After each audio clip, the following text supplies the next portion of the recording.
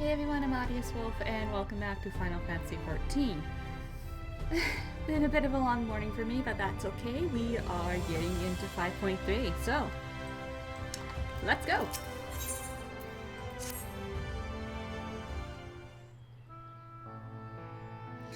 Mistress Oral, will you be venturing forth today? Do be sure to take care of so. Though they say the star shower is harmless, one can never be too careful. But I concede it is not for me to tell the Warrior of Darkness how to look after herself. Old habits die hard, you understand?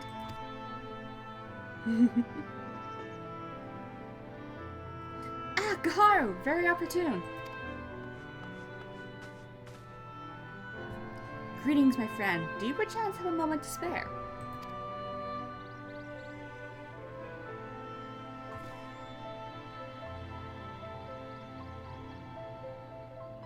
Wonderful, wonderful. I wanted to thank you, see, for revealing to us the truth of the Warriors of Light. After all these years, your tale set the record straight. Finally, the people see them as the great heroes they were.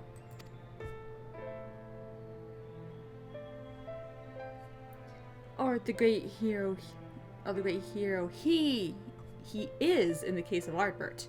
You too were surprised to see him, I think.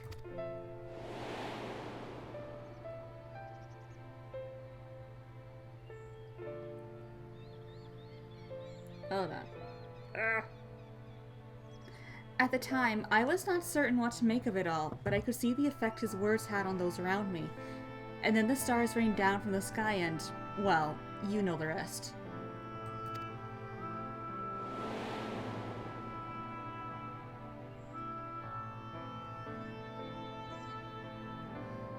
When the commotion died down, you were nowhere to be seen, but I was determined to express my gratitude, and so, here I am.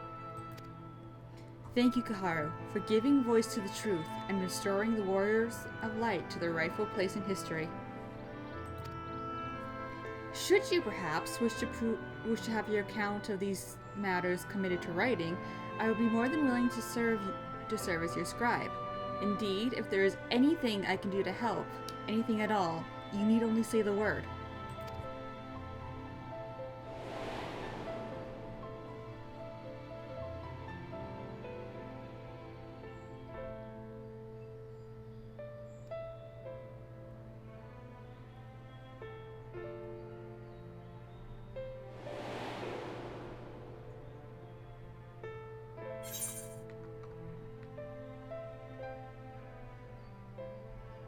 Very well. Tell me what the situation is like in the city.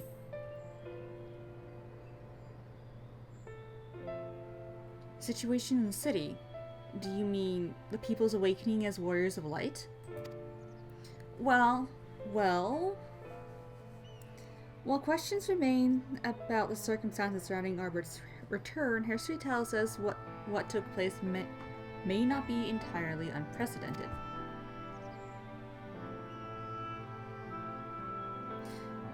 But to understand that requires an understanding of the Warriors of Light in a broader Vandric context. If it please you, I should be glad to provide an overview. I flatter myself that it may grant you a better grasp of that which is occurring not only in the Crystarium, but the world at large. Excellent. I shall return to the cabinet at once and look up the relevant texts. Pray join me at your earliest convenience.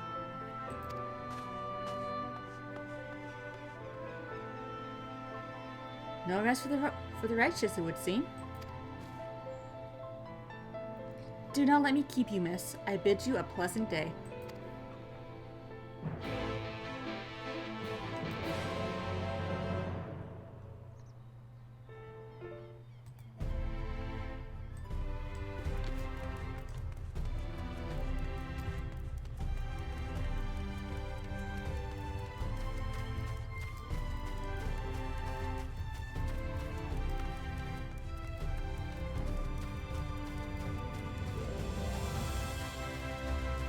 Yes, I can see you invading, Briar. We are doing 5.3 today. which... Well, you know how this one goes. Look, I have a tiny Graha. I have my tiny Graha following me today. Where am I going? That's... Why do I just not use the Ethernet? Why do I have to run it everywhere around the Crystarium?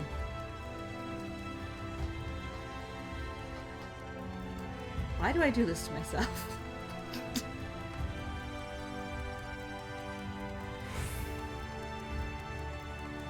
Look at my tiny Raha! He's such a good boy! Yeah, I know I am.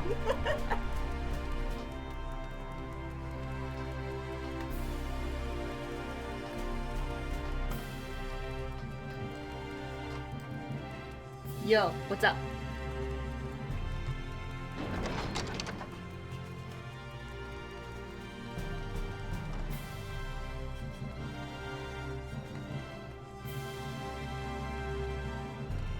Morning, hello. And what is this good news?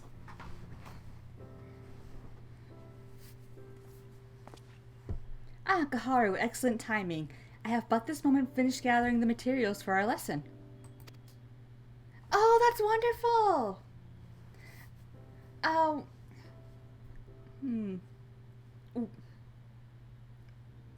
I'm trying to think of words to say, but my brain is not working. I apologize.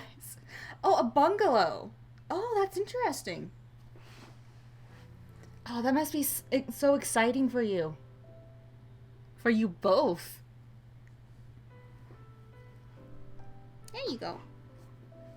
And I'm sure the changing environment. She's using you for your cat. But I'm sure that that change in environment is going to be so great for both of you. As a great many works make reference to the Warriors of Light, I shall, with your permission, focus only upon the details that seem most relevant.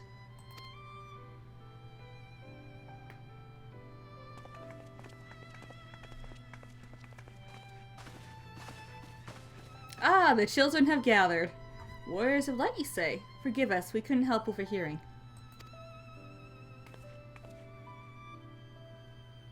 We've been out keeping watch over the Crystarium, but it appears to be business as usual. So I thought I'd spend some time brushing up my knowledge of familiars, and Alphino volunteered to help. I actually came on a different errand, but I'd be interested in hearing about the Warriors of Light as well. May I join you?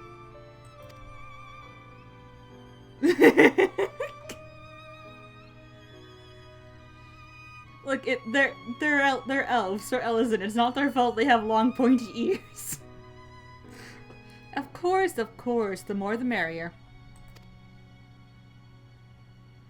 If you'd care to find a table below, I shall be down with the books in a moment.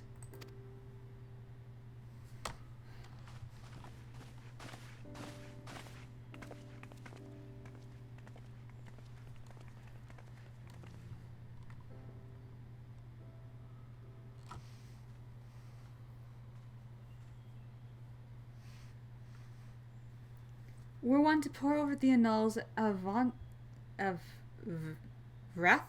oh my god, Vrantic history. One would note the comparatively frequent reoccurrence of individuals hailed as Warriors of Light. Oddbert and his comrades required no introduction, but many others bore the epithets long before them. To name but a few, there is Tolthowel, legendary first king of Lakeland, Rodfort and Solard, the fabled Drawn and Galgant duo of Volbert, and no list of Vrantic heroes would be complete without the Archmage Tiuna of Ronka. In older text, she too was called a Warrior of Light. It did surprise me how ready people were to forget the negative associations of the title, but it makes sense if it's been around for centuries. Verily, in ages past, it was simply a synonym for hero. In the wake of the flood, however, light became to be regarded with fear, the title used not to exalt, but to revile. Which you know is understandable. A far cry from its beginnings.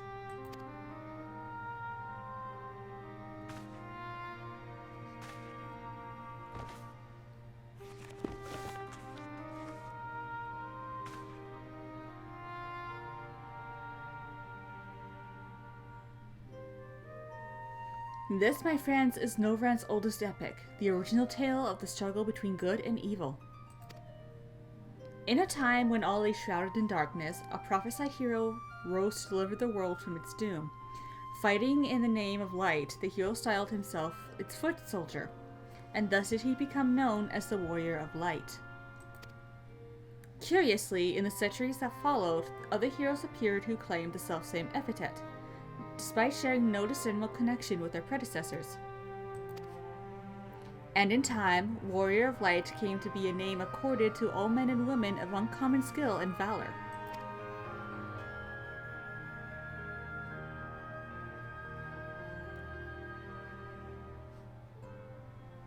Well, well, the plot thickens.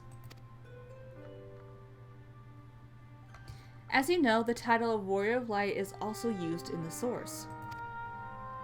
Though the manners in which individuals have earned it are many and varied, heroes have been honored thus since antiquity. Nor does the custom show any sign of dying out, as you can well attest. It makes you wonder, doesn't it? It surely can't be a coincidence. Indeed not. Let us imagine a man who has awakened to the echo and is able to hear Heidelin's voice. As she styles him, so too does he style himself, a warrior of light. Hey Toru, how you doing? Of course, being blessed with the echo does not in itself make one a hero, and conversely, there will have been no few heroes who are not blessed with it. But such distinctions are immaterial to the masses, and over time they come to use the title Warrior of Light and word hero interchangeably. I can words! Sounds about right. It would be interesting to see if the theory holds true in the other worlds, if crossing the rift were that easy.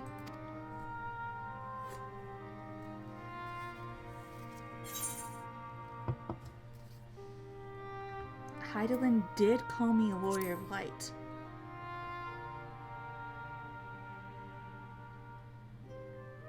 She did? I've never heard her voice myself. But I can feel her presence, perhaps through Minfilia.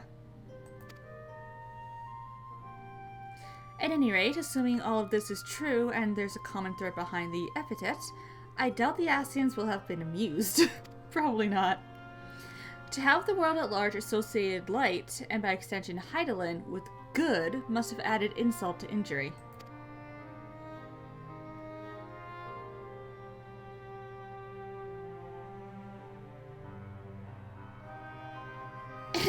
While this discussion is undeniably fascinating, I wonder, should I be privy to it? Mayhap it would be better if I excused myself. Oh, no need for that, my friend. Pray accept our apologies. Your lesson on the Warriors of Light has given us much to ponder. Oh-ho! Did someone say Warriors of Light? Ah!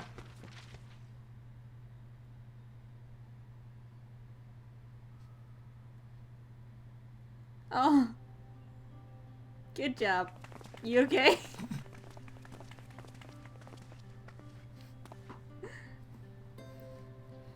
Riki Tio, are you alright?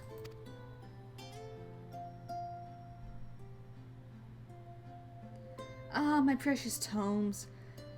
Did I not say you must take care in the cabinet?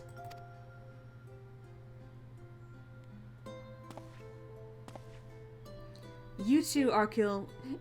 Airwell? We're sorry, Master Morin. Aren't you?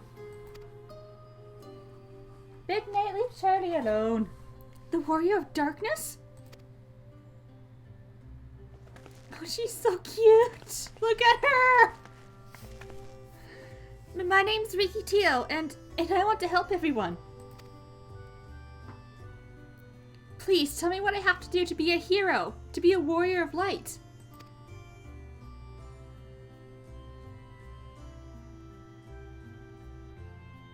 She's so cute!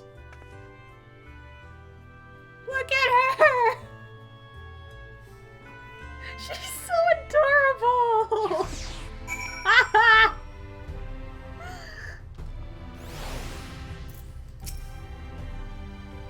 So, I want to be a warrior of light, but not one that fights with a sword and all that. No, I want to be the kind that fights with potions and heals people, an apothecary. And I'm going to help everyone in the Crystarium. No, in all of Novrant. When I told Akila and Errol this, they said that the cabinet should have lots of tomes about potions. But this place is so big, and we don't have the faintest idea where to begin searching. At this rate, I'm not going to get anywhere. If one knew where to look, one should indeed be able to find treatises on potions here. Even so, I fear they may prove a little difficult for one so young, but Esteemed warrior of darkness, perhaps you may accompany young Riki Teo to Speckrits. Rather than through tomes, I believe he stands to learn more by observing the Chirurgeons at their work. Sounds like a plan, but it seems we finished here, so we'll come with you. Last one to Speckrits is a rotten egg. Ha! I'll have you know I'm really fast. You're going to be the rotten egg.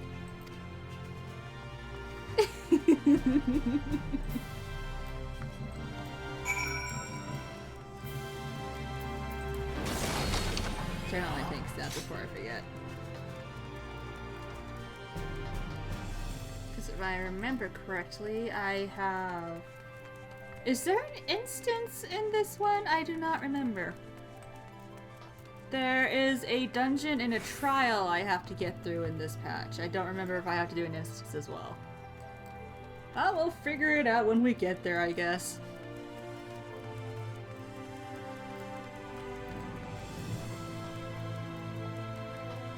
Come, tiny Graha, we away. No, I'm still not using the Ethernet because I'm an idiot. And I just run around the Crystarium instead. I don't know why I do this.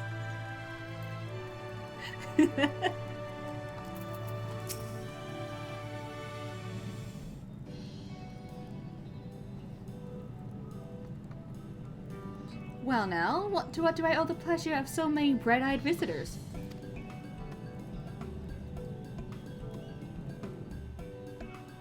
Is that the way of it, sweetie? You wish to learn about medicine? That's right. I want to become a warrior of light who uses potions to help people all over the world. Well, that is a very noble endeavor, and you aren't alone in it. Midnight, leave Charlie alone. He just wants to sit in his box. Ugh, cats. No few at our infirmary yearn to venture forth as warriors of light. But ultimately, they have all decided not to pursue that dream. Huh? Why? Because the people here need them too, sweetie. The guards who place themselves in harm's way to keep us safe. The artisans who toil tirelessly that we might sustain our way of life. And younglings like you, who are the future of the Crystarium. Midnight doesn't even like going into boxes. I don't know why he beats up on Charlie while Charlie's in his box. They simply can't abandon them, you see, and so, difficult though it was, they made the decision to remain. Then, does this mean my dream isn't any good? Oh, sweetie, yours is a wonderful dream, and it would be my pleasure to help you pursue it. If we all work hard, the day will come when our Chirurgeons may set forth to aid folk in every corner of the realm. As we strive towards that day, I hope we can rely upon you as well. Though I must warn you, ours is not an easy path. No, you must work very, very hard. Oh, Oh, she's so cute! I'm not afraid of hard work. I'll become the best apothecary ever. Just you watch. That's the spirit. Without further ado then, may I entrust you with a task? I have placed an order at FFXIV for a potion ingredient, and I would like you to go and collect it. Oh, an ingredient. Leave it to me, miss.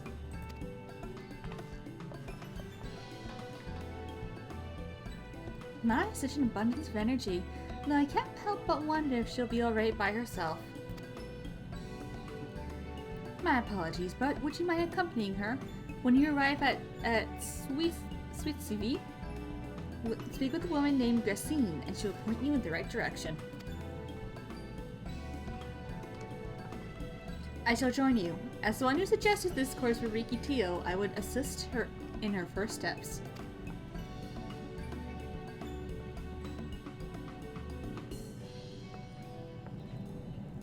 And what about the two of you? Are you coming along too? Well, we do want to become warriors of light, just not the same kind as Riki. So we'll wait for you here, warrior of darkness. When you return, please teach us how to fight.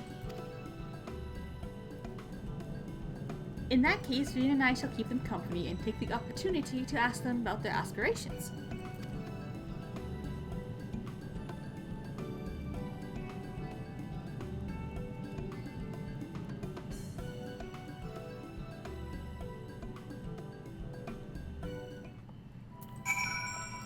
Away! Come, Tiny Graha! We must go find the Mikote child! She's so cute! Oh, I forgot to turn off people's names. Hold on. Hold on. I forgot to turn off people's names. I always have people's... There we go. Oh, goodness.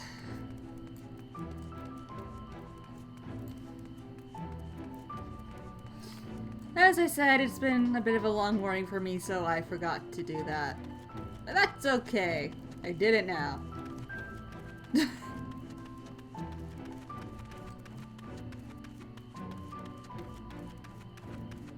Here we are.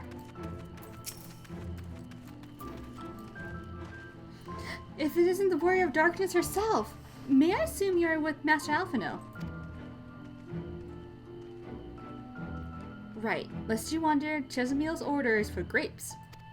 As busy as we have been of late, however, I regret to say that we didn't have the time to harvest them.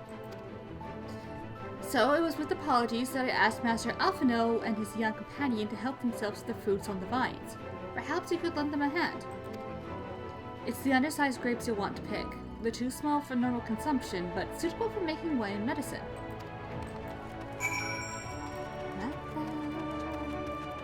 Oh, look at her.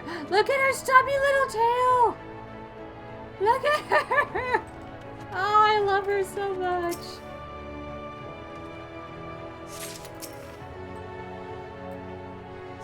I love her so much.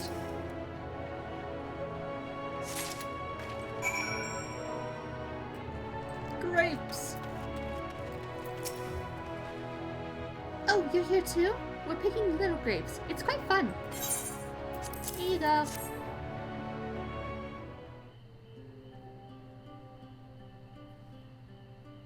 Wow, you've picked this many already? Amazing!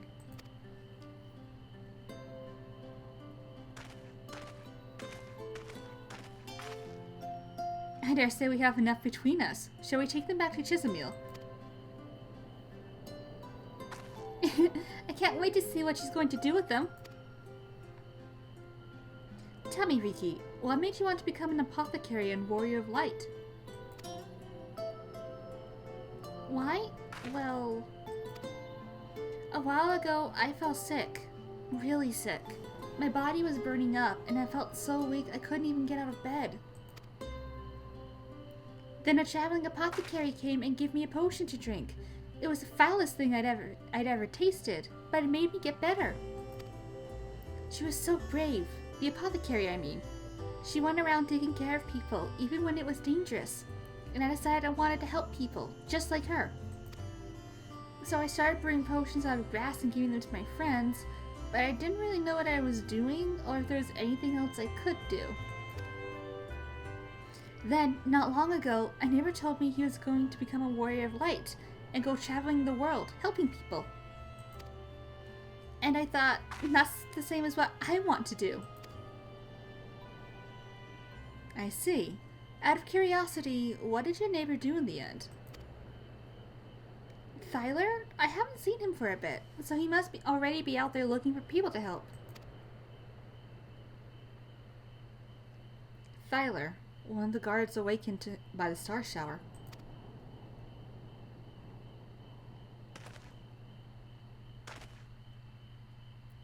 Thank you for sharing your tale with us, Vicky Teo. I myself took inspiration from one not unlike a traveling apothecary, and I hope her good example will spur you on to realize your dreams. But it will not be done in a day. Such lofty goals are reached through hard work and persistence, through countless little acts of heroism, like delivering the grapes to Chesamule.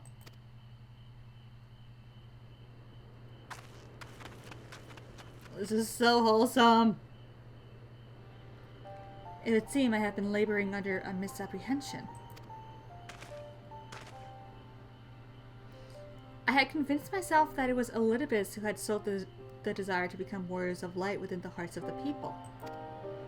But I see now that the impulse to aid their fellow man abided within them from the first.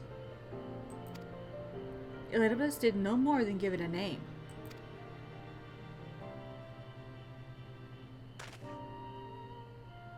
And as he so kindly proclaimed, we must return to our own world ere long. With the Exarch laboring tirelessly, I doubt not but that a way will be found. Yet I believe I speak for us all when I say I cannot leave in good conscience, not until we have dealt with Elidibus.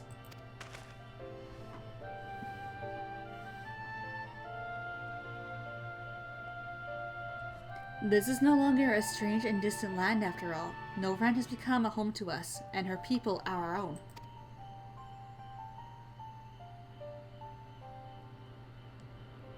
Let's return to Spagrix. Wouldn't do to keep your admirers waiting. I can words, I swear.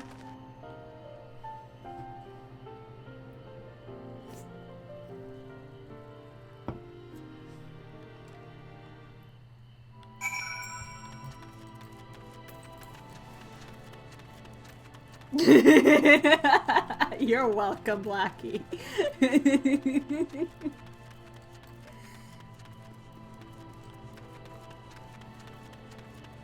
Come, tiny Graha, we away.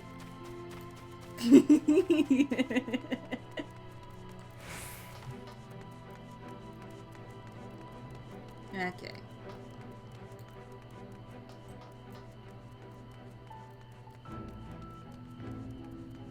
Look at the tiny Graha go! Look at him go! He's so fast.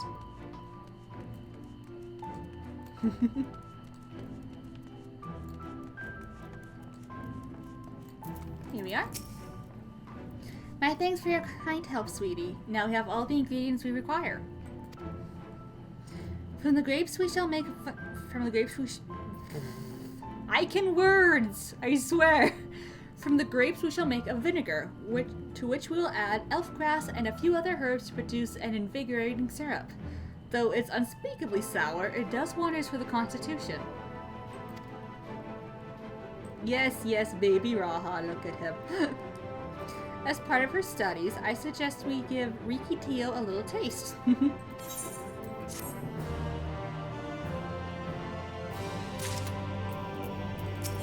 Alright.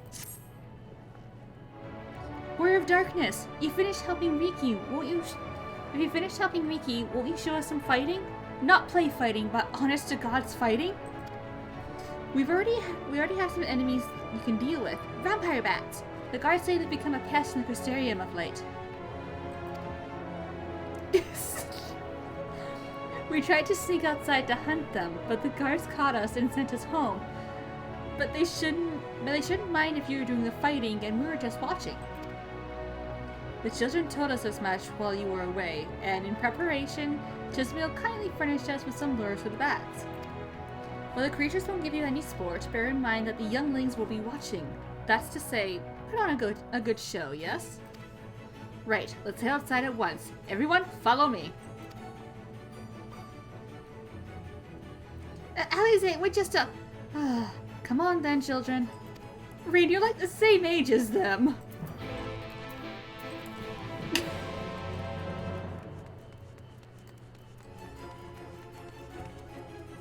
Oh god. No, let me up. There we go.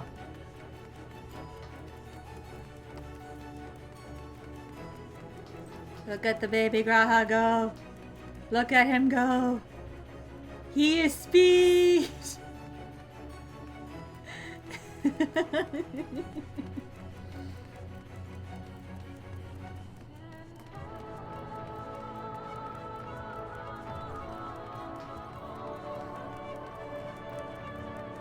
He's so fast, look at him.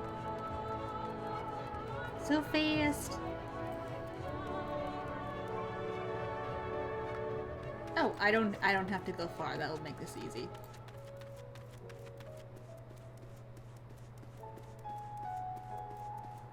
Hello. Everyone's here. Good. Let's get started, shall we? As their name suggests, vampire bats feed on blood, and originally being nocturnal creatures, they grow more active with the return of night and becoming a nuisance. To draw them out, we'll use Chesameal's lures, which work by exploiting their heat-seeking behavior. The bats are wont to nest under the eaves, so you are likely to attract more if you place the lures near buildings. I have here 6 lures, 3 each from you and me. As proof of a successful kill, I want you to gather out their fangs. Whoever collects the most is the winner. Oh, you're hunting too? Yes, well there's nothing like a friendly competition to bring out the best in Kaharu.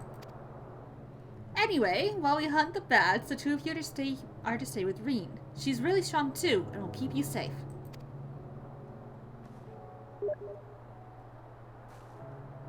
Without further ado then, let the contest begin.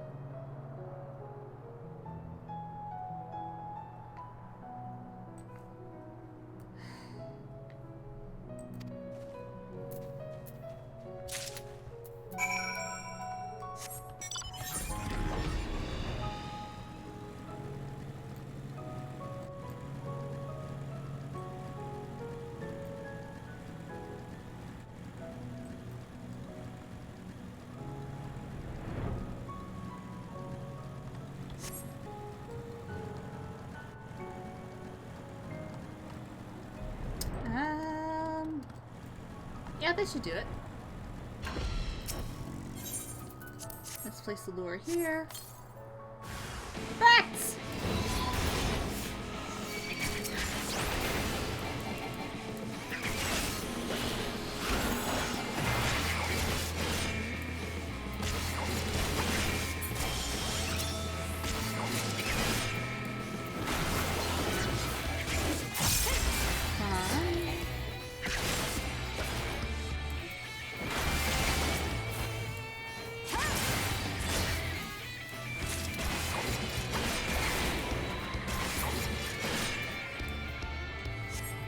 Got him. Alright.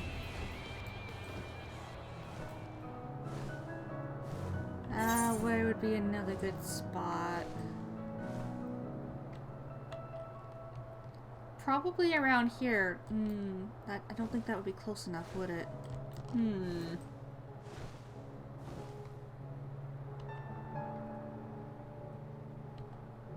Over here?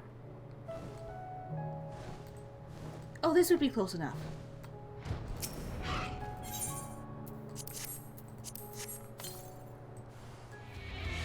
Bats!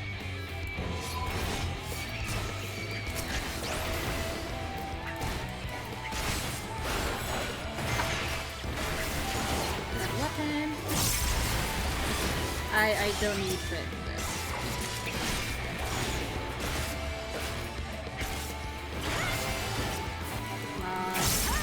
There you go.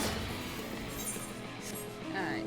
And near the town down here would be another good spot. I think.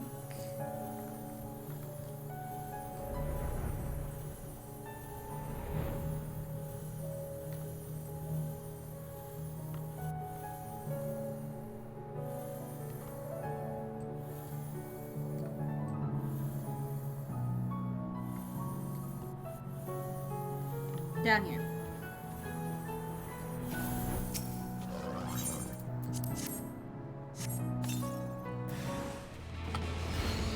Yeah.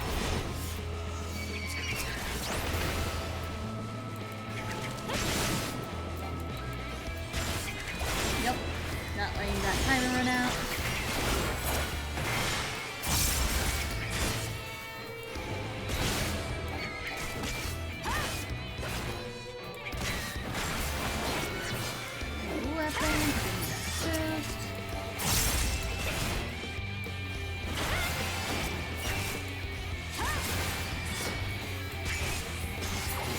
There we go.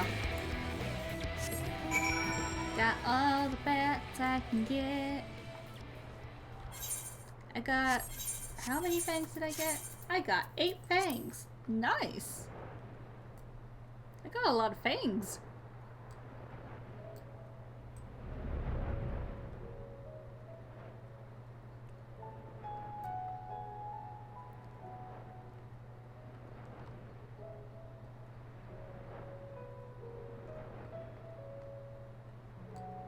Down we go.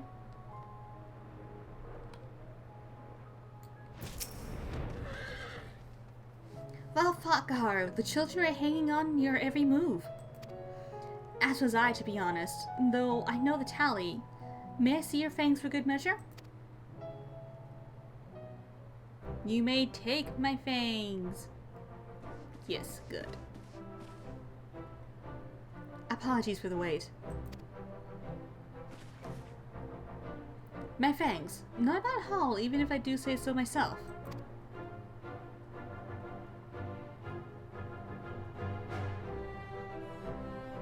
Five, 6, 7. 7 fangs from Alize. Which means that victory goes to Kaharu, who collected 8 fangs. Ah, seems you found the better spots for the lures. I'd be lying if I said I wasn't disappointed, but you're still within reach. I'll get the better of you next time.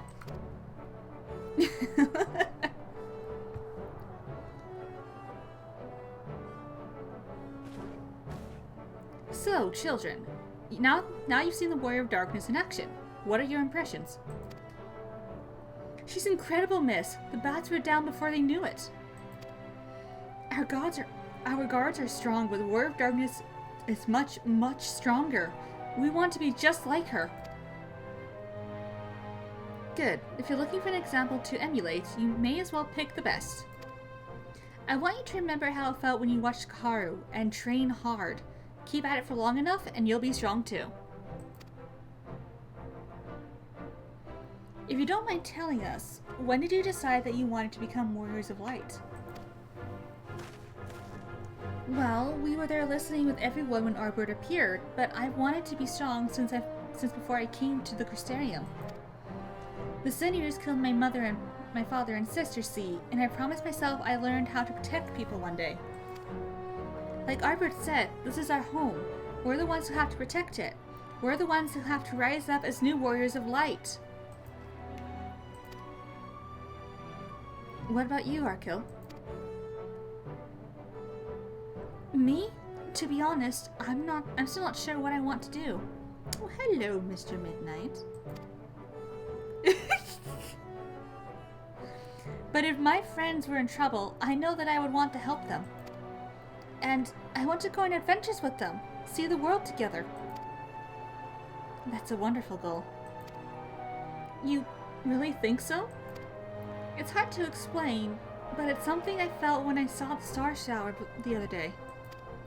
I felt as though there was something I'd lost, and I had to go out there and find it.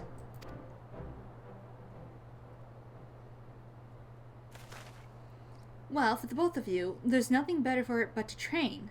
When we return to the city, I'll teach you some exercises that you can do by yourselves.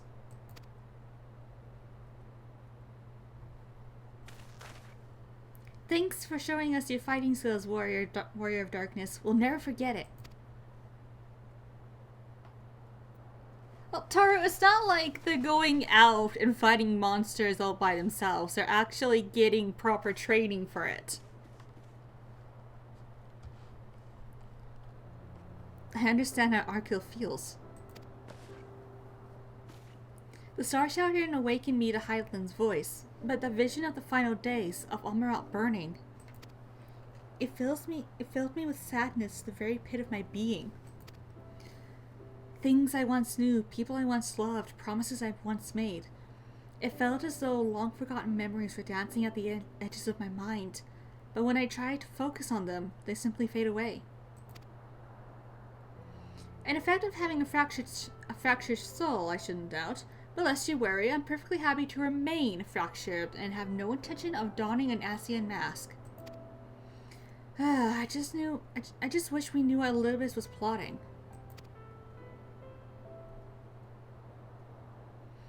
But look at this pair of incurable brooders. If we're going to stand around, lost in thought, we may as well do it back in the city.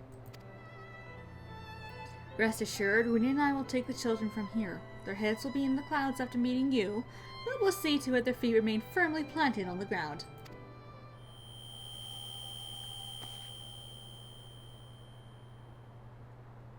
Alize? Are you okay? It's nothing, just a dizzy spell.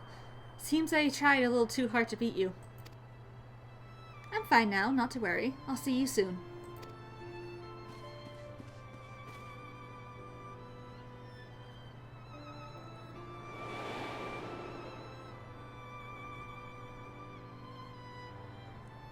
As you ponder Alize's words, you are taken by an urge to revisit the scene of that fateful meeting. It is contagious.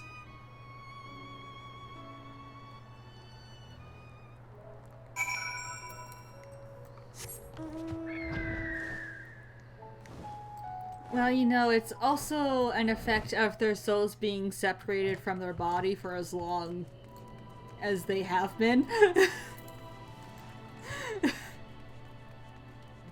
I still haven't gotten that one. I need to get that sightseeing log at some point. If I remember. I'm probably never going to remember to get it.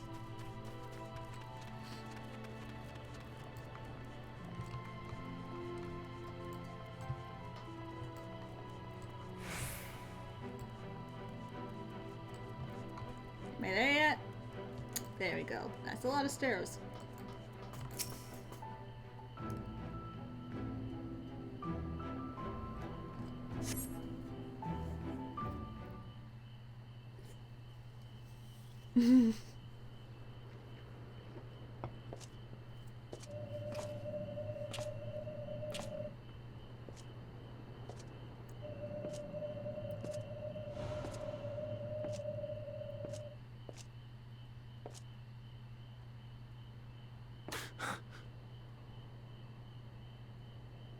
Why am I... Was it you who called me here?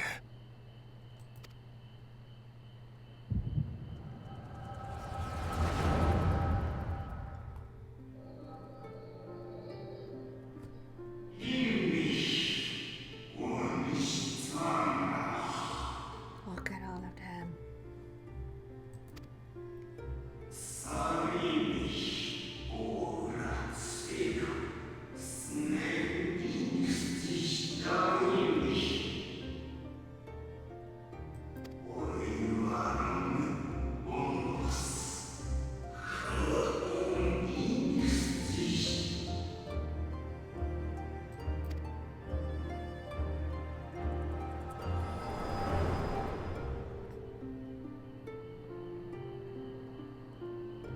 So you peered into my memories. No matter. You will have found little of import. But I see you intended to summon me here no more than I intended to come. The fault is mine. Such is the burden of hope.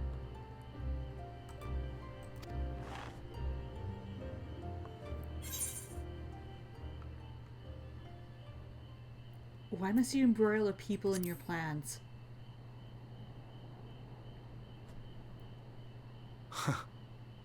I merely avail myself of such tools as I require for the conflict to come.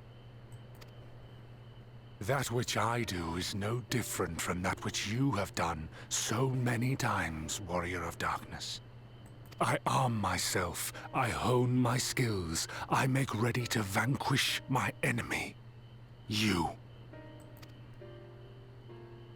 You who have murdered my brothers, who have taken their selfless labors in service to the one true world and turned them to ash. I see you for what you are. You are death, and only in death shall you serve any purpose. The Convocation charged me to steer mankind and the very star upon their true course. As Elidibus, it is my duty, and I shall see it done.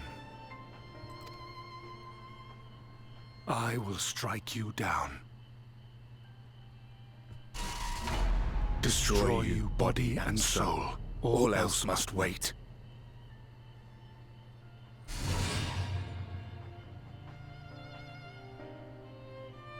Ere long I will come for you, Warrior of Darkness. And I will save the world.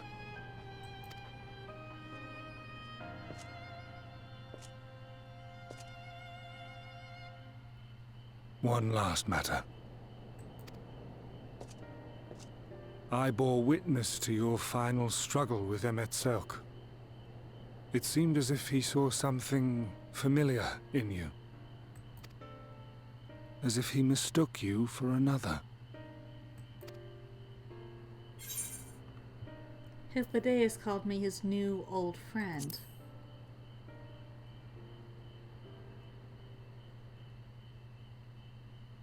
No. I recall not of whom he spoke. Mayhap I never knew you. Or mayhap it is another fragment lost. Ah, I wasn't aware you already had a guest. If the conversation is constructive, I shall not intrude. Oh, your arms! Your arms! But if you seek to stir up trouble, Elidibus, then I must insist you leave at once.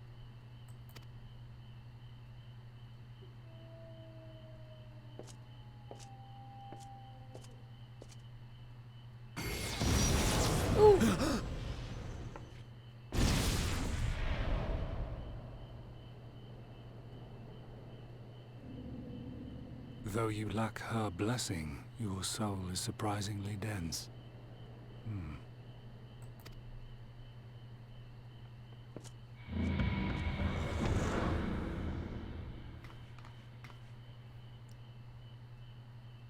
Worry not. I seem to be unharmed.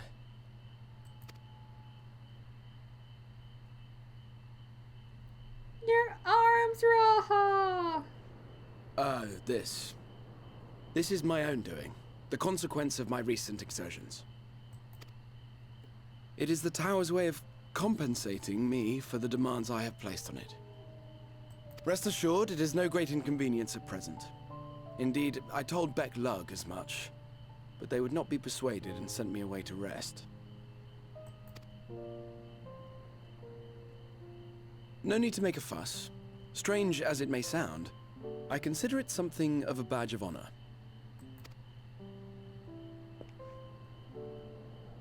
One of the brave souls who saw me delivered unto the First once said that the world shall ever have a place for tales of heroism so long as we have need of inspiration in our lives. No. Though he and his fellows had no way of knowing whether their mad scheme would amount to anything, they knew that the attempt alone would inspire hope. Or so they hoped. A more optimistic lot one would be hard-pressed to find. They said They would find a means to save our God's forsaken world, just as soon as they had sent me on my way. Said it with such confidence that, for a fleeting moment, I half believed them. Oh.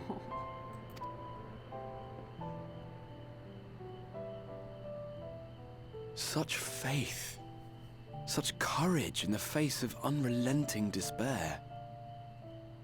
For a long time, it was more than I could bear to remember them. But having come this far, having sent full many on their way myself, I see things more clearly. To take action is to hope. To believe, to choose to believe, is to take the first step towards a brighter future. And why do I tell you this? Because I want you to indulge me in a little recklessness. What recklessness, Raha? Needless to say, I have a plan.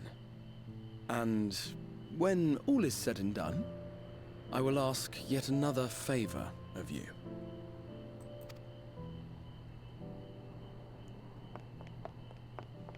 Rean? You're both here. Oh, thank goodness. What's up? What's wrong? It's Thancred. He's collapsed. Oh, that's not good.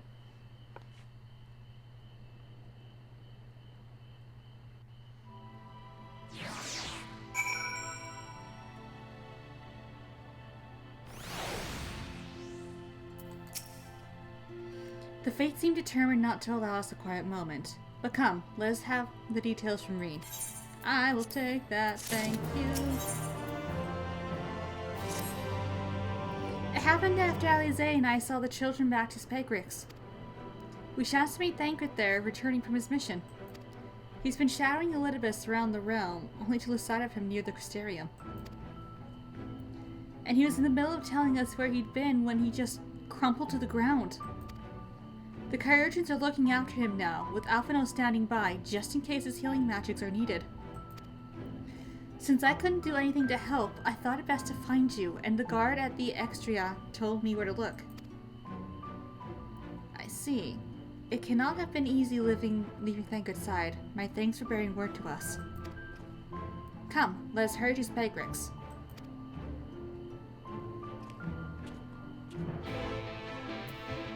Hold on, I need to check something. No, I did not turn that off. Well, I've turned it off now.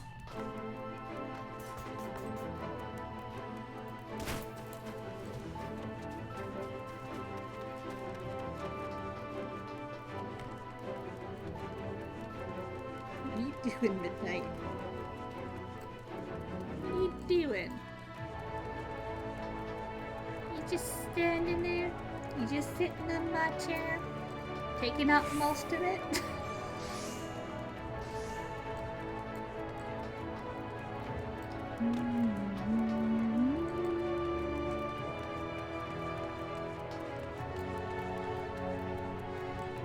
Oh, now he's trying to climb into my lap.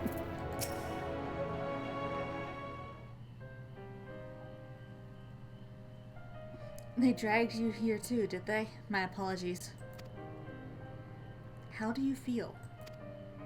Embarrassed, but otherwise well enough. I won't be staying overnight. This episode was not the result of any injury I could find.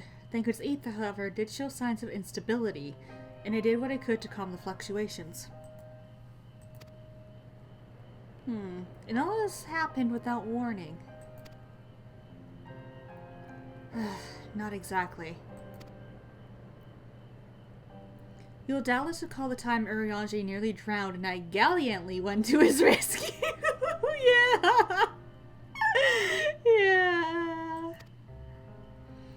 When his water walking charm failed, he was tired, as were you when you got back.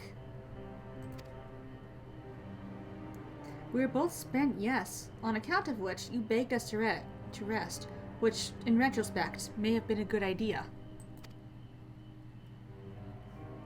The fact is, I've been experiencing regular bouts of lightheadedness ever since, but there was no actual fainting until now.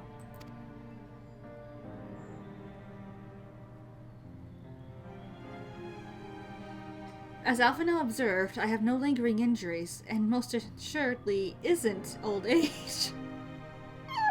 Of course, you would say it's not old age. Which leaves but one likely cause. The link between body and soul has weakened further. Time grows short. We must complete the spirit vessel with all haste.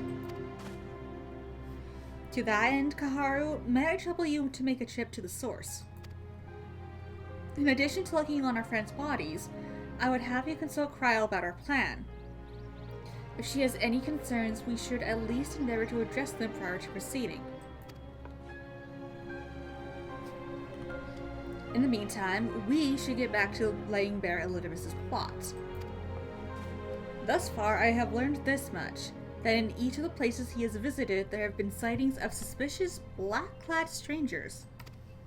Moreover, the coming of these shitty individuals has invariably coincided with some manner of misfortune. Beasts terrorizing settlements, blight, ravaging crops, you know the sort of thing. All of which serves rather conveniently to make Elidibus's call for new heroes reverberate that much more loudly in the hearts of his audience.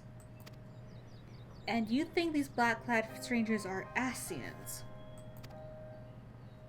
I do. And I fully intend to investigate further, though for that I shall require additional feet upon the ground. You can count on mine. Gods know I've been itching to get out there for a while. Mayhap Arianji too can be prevailed upon to join in your efforts. He has already provided copious guidance on the matter of the spirit vessel's construction. It is for Becklog and I to wrestle with the rest. Well, if you can spare the old boy, we may as well make use of him. I'll go and see I'll go and give him the good news. You'll do no such thing. However heedless you of your own well-being, if you are at care at all for Reen's feelings, you'll stay in bed until you're needed. Alphinaud and I will find a Riange.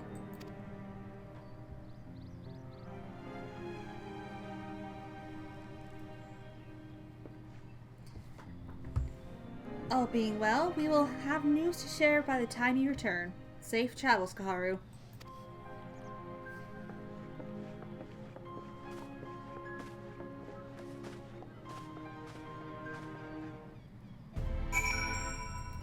I just teleport to Mordona.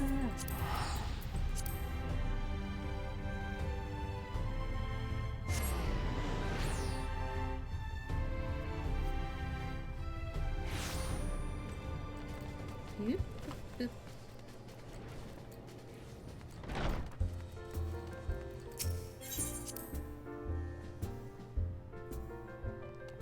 Here we are. Tataru! Kaharu, what excellent, awful timing! You see, our friends, they've taken a turn for the worse. Cryo's hardly had a moment's rest these past few days.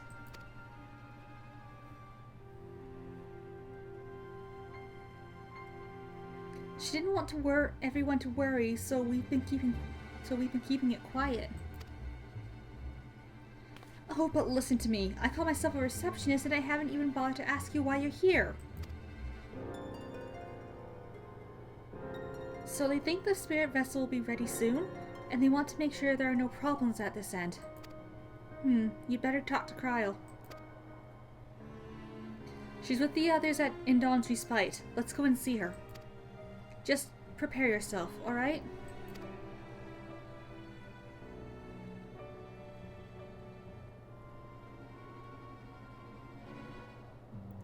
Are you ready to see what's behind door number 1? Let's go!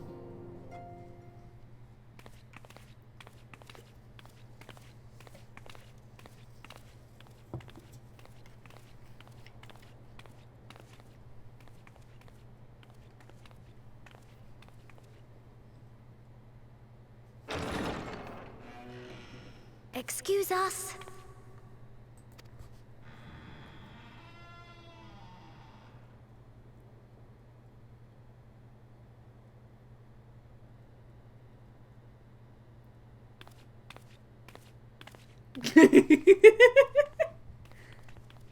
This way.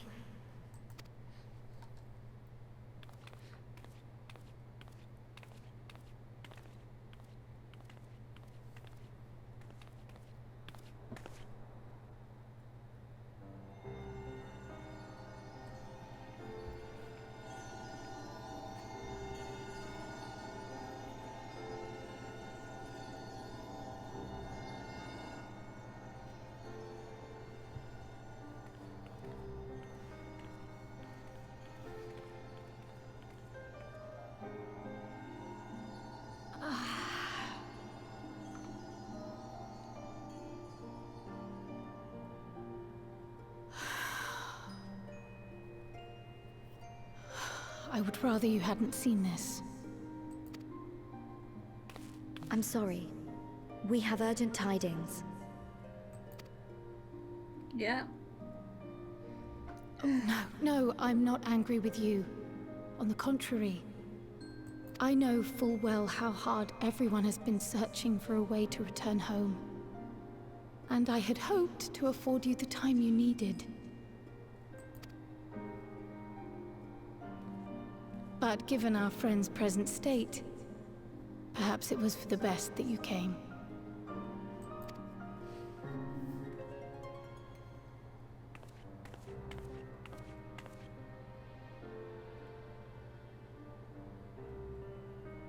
Stiff and cold, all of them. As if they were made of wax. Barely alive at all.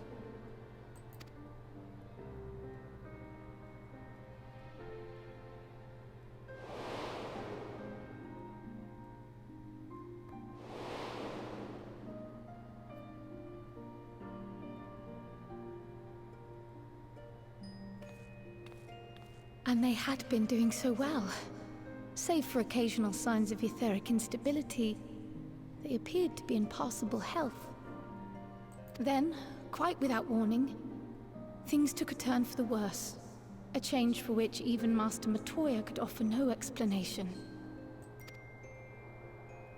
She could only remind me that the soul is yet an unknown frontier, and that much and more lies beyond our ken.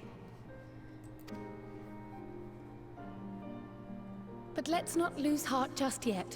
At times like these, it is all the more important that we remain positive. Why? I but this moment succeeded in quelling a fluctuation in Thancred's ether. Yay! That's good. And while the others have weakened, they have remained relatively stable. I believe I may leave my post for a moment. So come, let me hear your tale outside.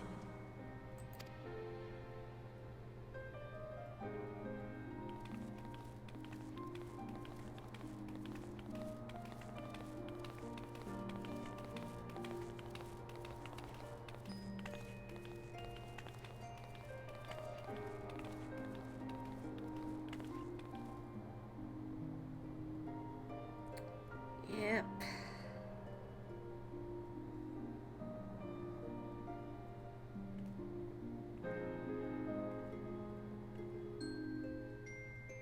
It's Yep. What news from the first? I see. Work on the spirit vessel proceeds apace, but our friends begin to falter. As they themselves have observed, the link between body and soul has weakened. It's as simple as that. For now, I'm still able to quell the fluctuations in their ether, but it's only a matter of time. We'll lose them if we don't act soon. So, if the Exarch is ready to attempt something, we let him attempt it. As for the spirit vessel itself, if we seek to draw upon Allegan wisdom, we could do worse than consult an expert in the field. And I think I know just the man. Time being against us, it may be best if I go and solicit his aid in person, even if it does mean leaving my patients.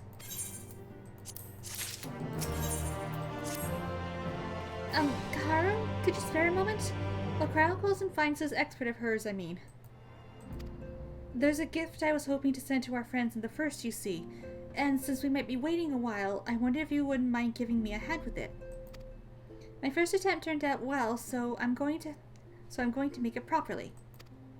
I'll be in the kitchen at the House of Splendors. Meet me there. Well, I had better be off too. I shall see you soon, either here or at the house, depending on how our patients fare in my absence.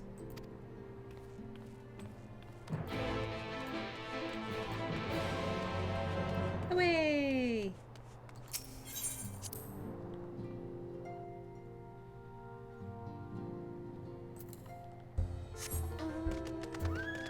I think I have to go up for this one.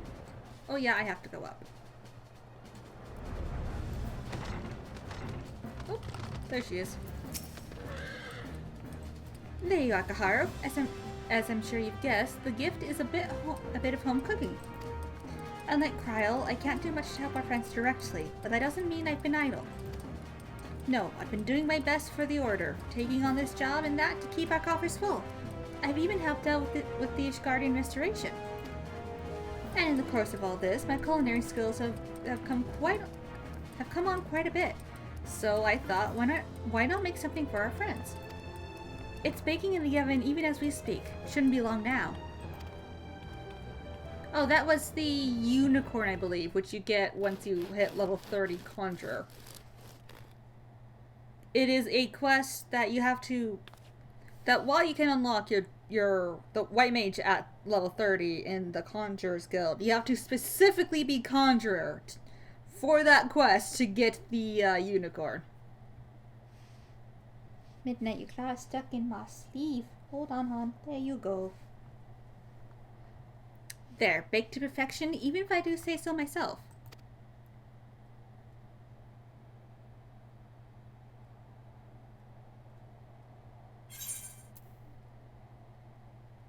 It's bread.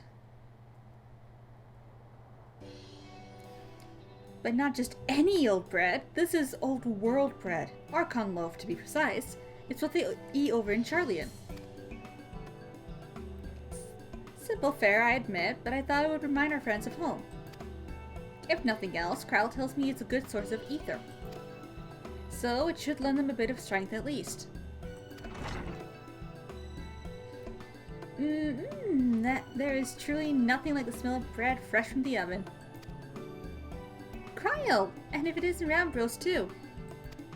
Archon loaf! I trust you require no introduction either, Kaharu. Greetings, my friend. Full glad am I to see you well. I confess I have a long list of questions to ask you, but I will endeavor to contain my curiosity for the present. I understand our mutual friend is struggling with the application of certain elegant technologies. I have been keeping Rambros apprised of events in the purse. Suffice it to say, he knows about the Exarch. If anyone alive can provide insight into this matter, it is him and his fellow sons. Though I am to disappoint you after glowing an endorsement, memory transference was the sole province of Allegan royalty. Its mechanism closely guarded secrets. If any record of them remains, we have yet to find it. To wit, I regret that I can offer no solution to your problem. Which begs the question of why I bothered to come here empty-handed as I am. The answer being, rather brazenly, to ask a favor. I would have you relay a message to our comrade. Tell him that we never doubted him. Never doubted that he would achieve all that he said he would. Those of us who remained behind have yet to play our part. But when the time comes, he may rest easy in the knowledge that we will most assuredly do so. And then the tower shall shine once more as a beacon of hope, in this world and beyond. So tell him that we consider his duty done, and that he should follow his heart now. Forgive me, but do you say this to discourage him from overexerting himself, or to encourage him to hold nothing back?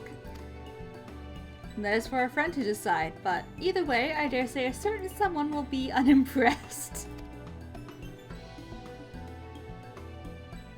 Well, there you have it, Kaharu. If you'll be so good as to see Rambros' message and Tataru's bread to their intended recipients, along with my report, of course.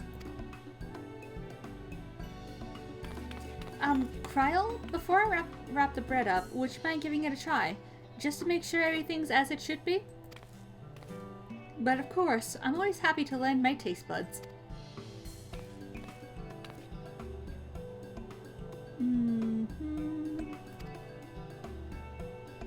Excuse me, Ramrose. As a fellow Charlian, may I trouble you for your opinion? Well, I usually have mine with a good dog of rollberry jam, but I suppose plain is best for sampling purposes.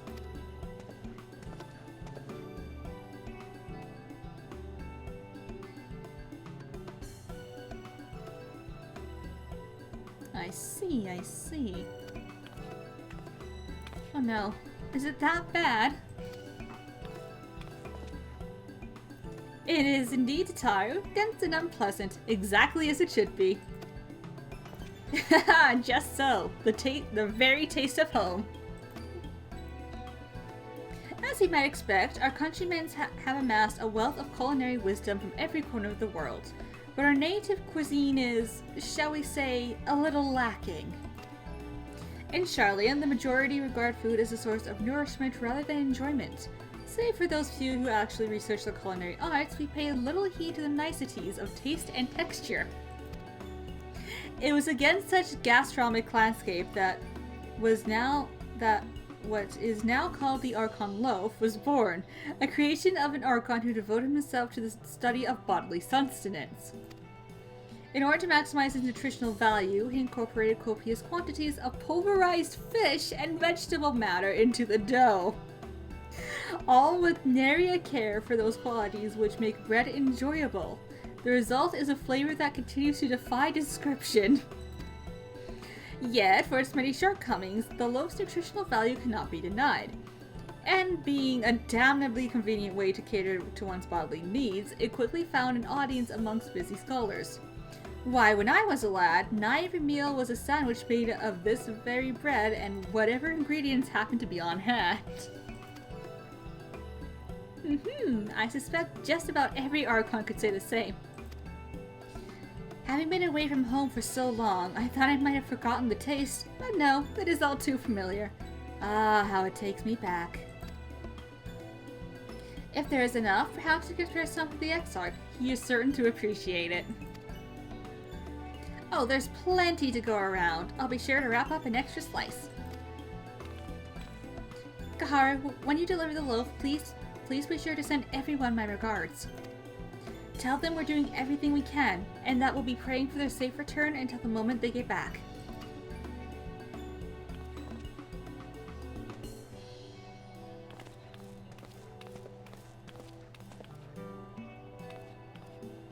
Bloody Archon loaf. Okay, so in the ocular, I'll just take the long way there, since it'll just pop me back into the ocular. I'm on a horse.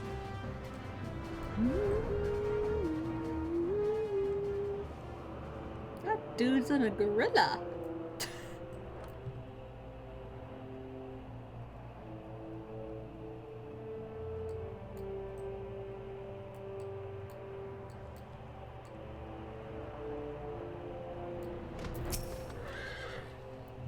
Yes, let's go.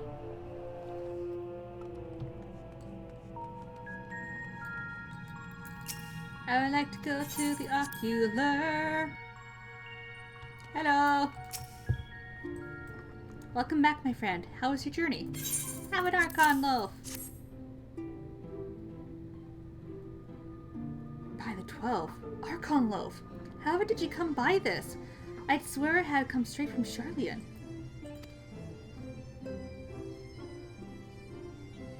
Ramfro said that, did he? His words are very nearly as heavy as the bread, but I appreciate the sentiment. Should you have the chance, may you tell him that he needn't worry. That which I seek to do, I do of my own volition, and with all my heart. In pursuing this path, I fully expect to yearn the sincere of our friends, and to deserve it, but I shall forge on regardless. Forge on as you yourself did when faced with a similar predicament, so I ask that you have faith in me, in what we do. But we were talking about your journey. Before the others arrive, I would hear how their bodies fare. Oh, and the bread I shall save for later. Though it has been many years, I have not forgotten the feats of mastication required to consume it, nor how unconductive they are to conservation.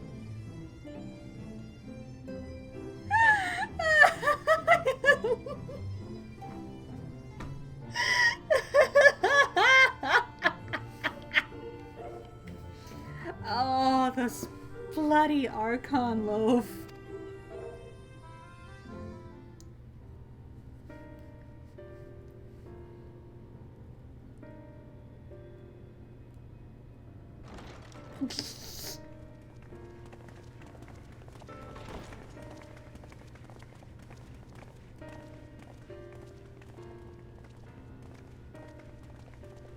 Forgive the delay. We have visited every region and confirmed the presence of Ascians throughout the realm. Oh, lovely. Lest a grave predicament be made to seem hopeless, it should be noted that they are of inferior rank. The black masked minions who answer to the red. Yes, a gaggle of schemers attempting to exploit recent events to sow the seeds of petty conflict. Fortunately, nothing of any great concern has come of their meddling just yet. Yet. We also encountered a number of the Crystarium's former defenders, busily solving this problem and that in a bid to become warriors of light. Their zeal is to be applauded. 'Tis but a pity I cannot encourage them on their cause. Not knowing Elizabeth set them upon it, no. Both the troubles to be solved and the villains to be vanquished are his doing too, like as not. And so, with apologies to the aspiring warriors of light, I believe it best that we deal with the Ascians quickly and quietly. Mm-hmm. I quite agree. But tell us, what news from the source? How fare our bodies? You're not gonna like this, Alphino. I'm sorry, but things have taken a turn for the worst.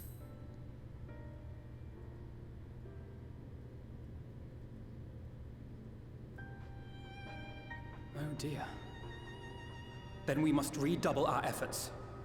Not that we've ever stinted in that regard. This would seem an appropriate moment to ask about the spirit vessel. Tell me you've made some progress. We have, as it happens. One moment.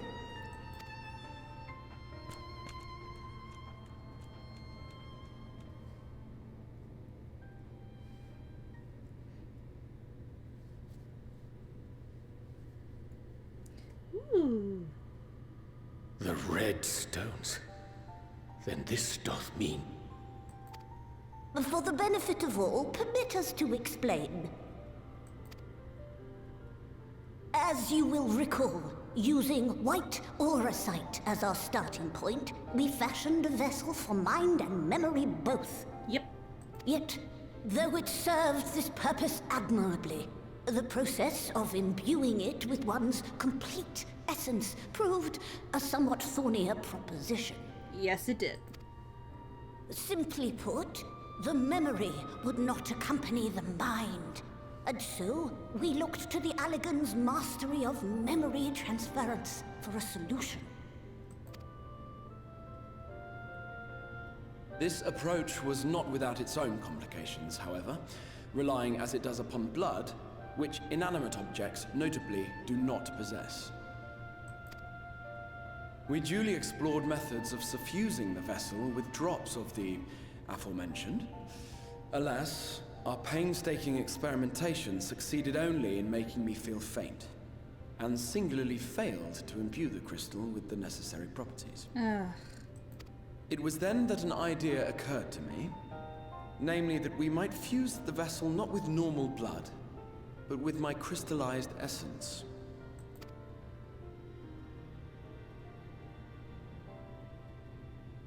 You're doing this for our sakes. So far be it from us to complain. But don't think we haven't noticed what's happening to your arm. It falls well short of offering up my life in exchange for yours, which was your only stipulated prohibition, as I recall. And it is but a small price to pay for delivering you home. Yes, Briar, he did say crystallized essence. Assuming it works. We shall soon know if this grisly addition will serve as a suitable conduit for the subject's memory. Though not soon enough to warrant your waiting. The test is like to take a while. Let us be off then. We have Ascians to attend to, among other things. Briar, no! Forgive me, but I count 6 vessels, and there are only 5 of us. One is for testing purposes. I will personally use it to see whether the crystal functions as it should. And if it does, wouldn't that mean that your soul could also return to the source? Good question. Yes. In theory, at least. But there is a distinct difference between your circumstances and mine. While your corporeal forms want for souls, my past self does not. Mayhap our essences would blend, or mayhap they would curdle. There is no telling what might occur. And you'd be willing to take that risk? I would. I see.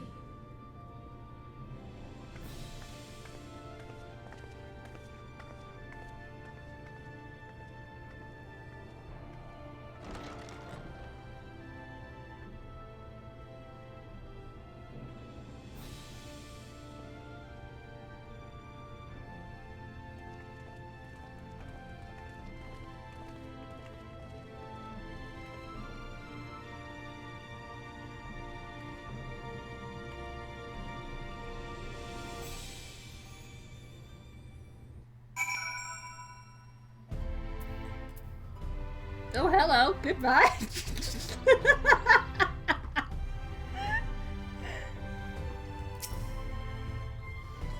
Hast thou, Mumkahar, I would speak with thee on the matter of the Exarch's mooted return unto the source.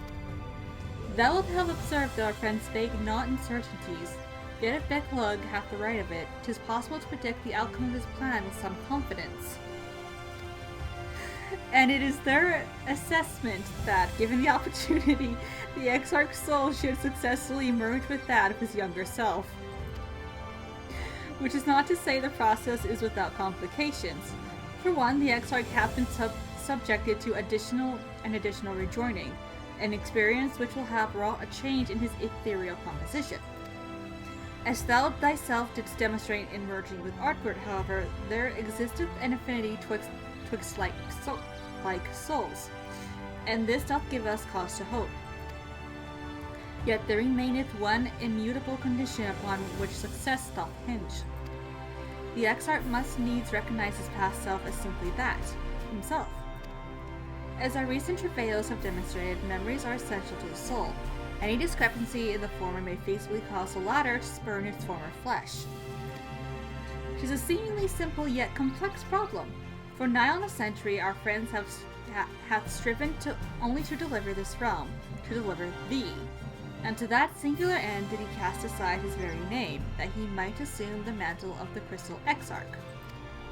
Henceforth, none can say what choices our friend will make, but I thought it only right that thou be made aware of these truths.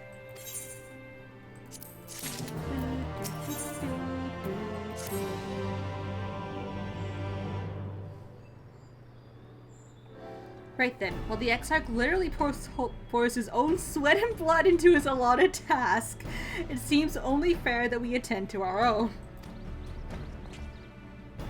Dealing with Elidibus and his minions. Just so, and there is one other matter. In light of our deteriorating health, Y'shtola should not be left alone in the Aneder. How the hell do you pronounce that word? Might I trouble you to visit her, Kaharu? See that all as well. I would go myself, but I think she might be in safer hands I think she might be safer in the hands of one less prone to collapsing. Well, I mean, I am here in my physical form, so, you know, my thanks. You may leave the Asians to us. Once they're out of the way, we will retire to Yulmore, and when your Stola has finished plumbing the depths, I'd like the two of you to join us there. If you're bound for Anteater, I suggest you go via Venmont Yards. Our friends there will be glad to provide a boat for you. Anteater. Anteater. Okay. Thank you. Let us be on our way then, and don't do anything I wouldn't.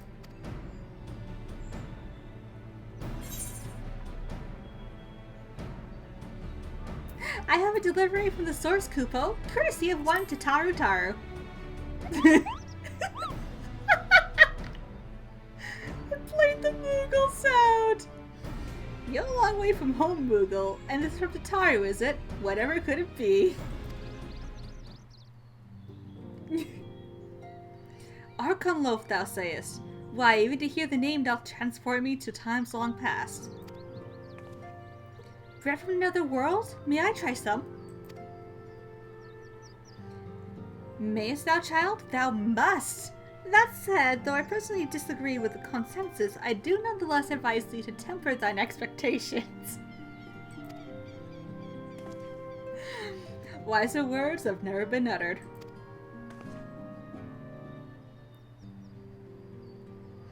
Though it rarely darkened our dining table at home, I can attest that it was standard fare at the studium. Indeed, a slice was never far from our peers' hands.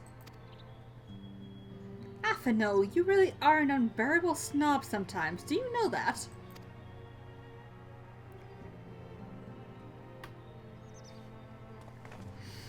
What I believe my colleagues are trying to say is that we appreciate the gesture. Tell Tataru that we'll do our best to return before she's forced to seek further supplementary employment. Right, let's really be off now. We can find a drink to wash down the bread on the way.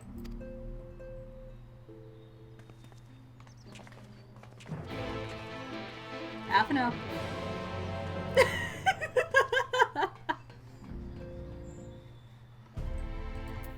Okay, to right. Away!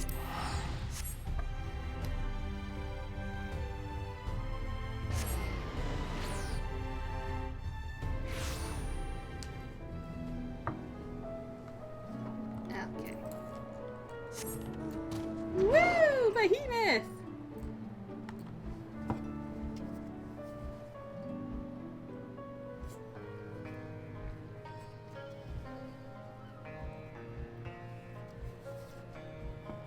The music here is so peaceful. Hi. Hello.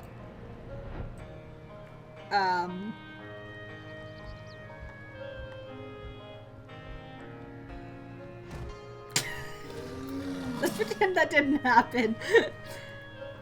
Oh, if it ain't the warrior of darkness herself. What brings you to these parts? Heading out to sea, eh? But of course we'd be happy to help. Just say the word and I'll ready a boat. Let's go.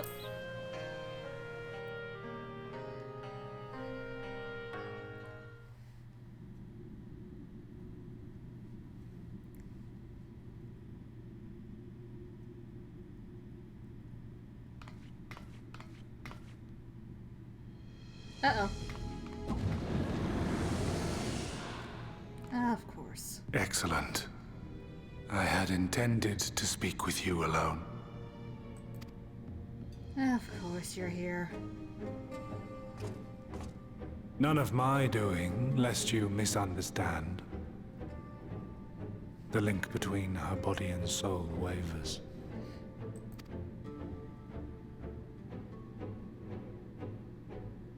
I know not what you hoped to find here, but it will avail you naught to learn of our past.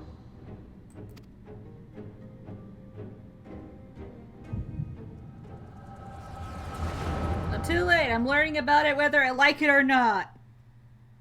So take that, I guess.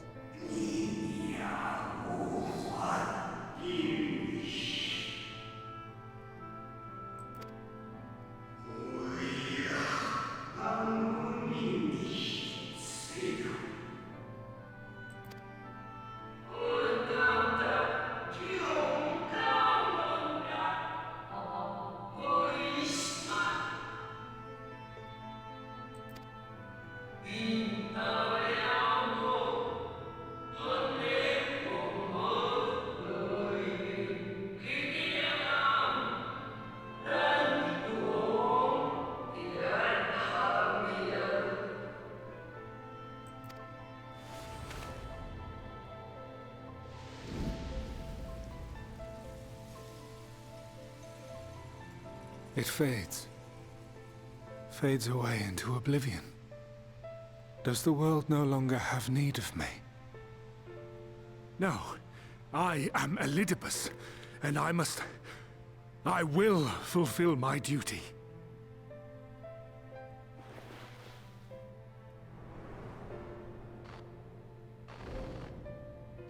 Sundered though you may be, you fought for the world's salvation.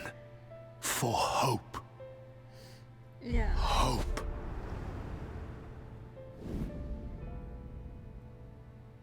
Ah, it swells within me, empowers me. Now I may carry out my mission. And yet, why do I yearn for this? Why do I struggle so?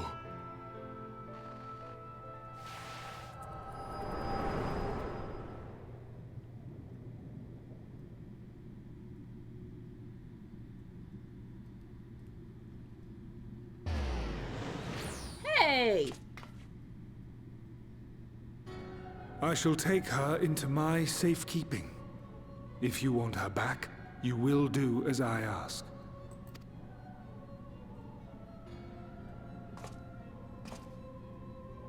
Show me your strength. I would take your measure.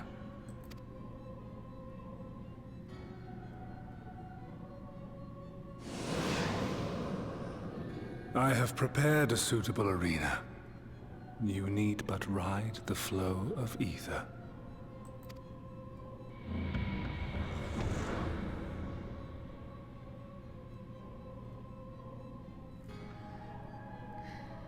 Well. Time for an instance, I guess.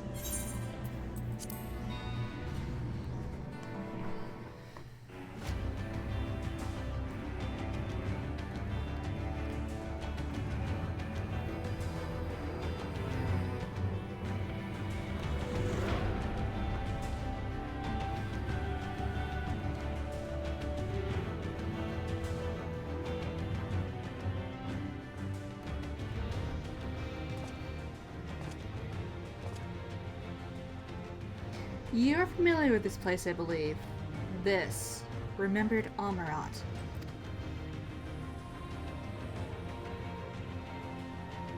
Proceed to the capital. I shall return your comrade to you there. I tire of your games.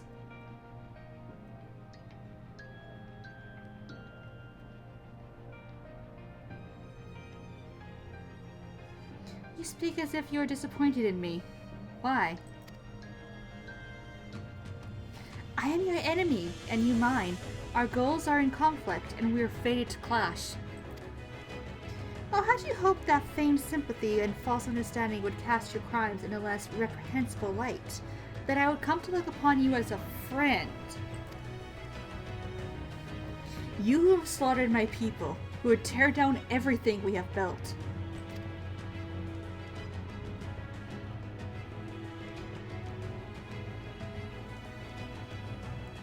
You do not deny it, then. Very well, let us change the cast of this trial. You will know what you have stolen from us.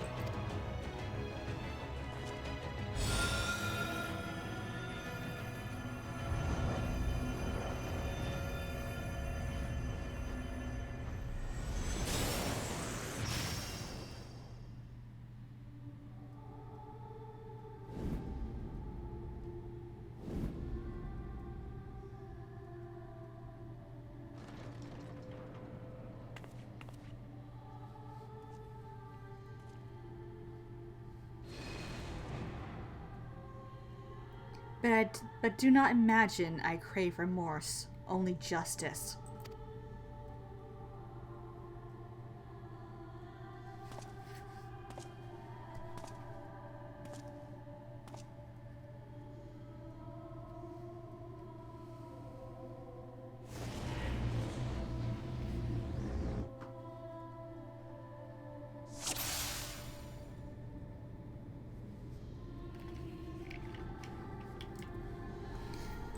Forward, hero. We shall see how strong you have become. Grit!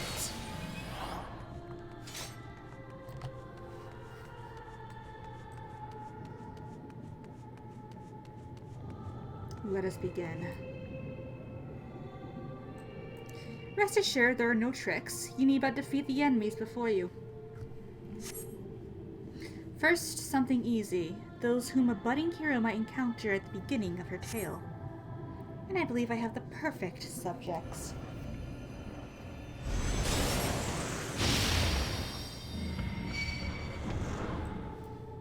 Let not their appearance to stay your hand. Beneath the facade, they are merely monsters.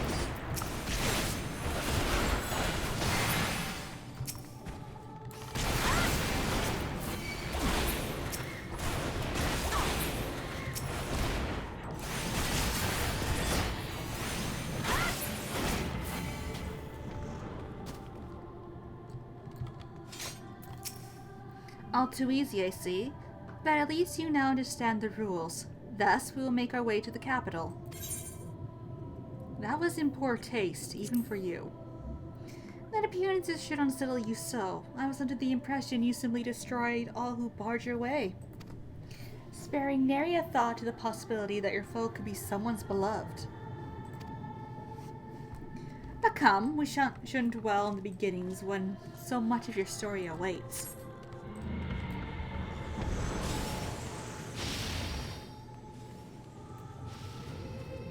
Rita! Every tale requires villains. Defeat them and claim your place as a hero.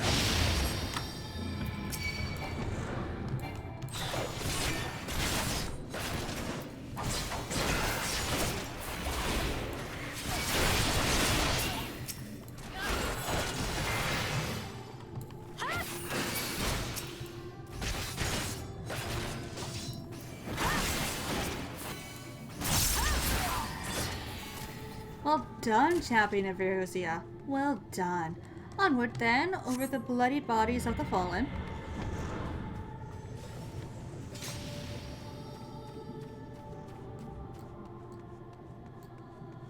You tasted many sweet triumphs, yes, but so too did you taste bitter tragedy.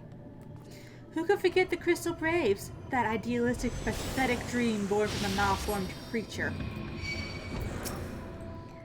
Faces you know and loathe all, let your hatred burn, and strike them down with all your might.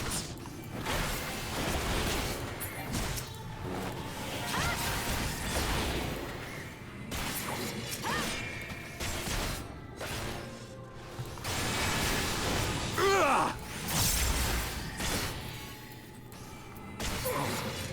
damn it.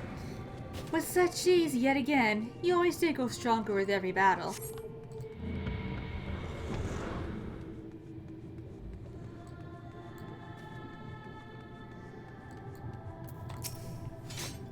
It seems it will take more than those monsters to leave an impression upon you, or mayhap you simply fail to understand my meaning. Not that it matters. No, I have dealt with countless heroes, and it always ends the same way. No amount of reasoning will bridge our differences, the result in happiness for all. Whatever your reasons may be, I cannot be bound by them. I can but put my faith in my own beliefs, and fight for them with all my being. You're wrong. We can always try for understanding, for compromise. How very naive. If you're willing to compromise on your beliefs, you all but admit that they are flawed. And I assure you, I have no intention of compromising on mine. Come what may, I will fulfill my mission as Elidibus. But enough talk. It is not your assertions that I wish to know, but your strength. Oh, Chiffon! Falsely accused of regicide, you fled for the snow-swept fields of Kurthus.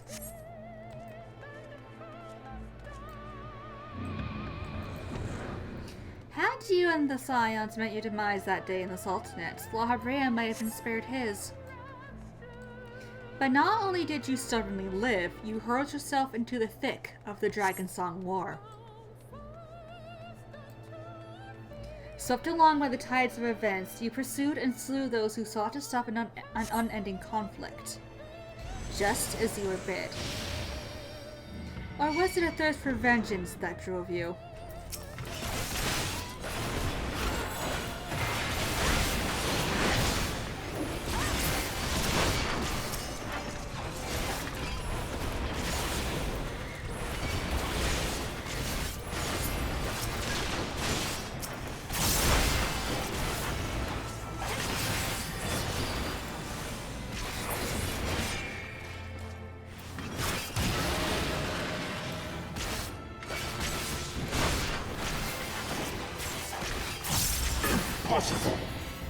I trust you are beginning to limber up. Do keep up the fine thorn.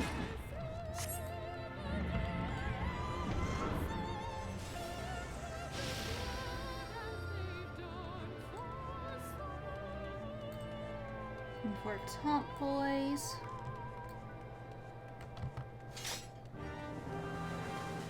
Around heroes, people were wont to flock.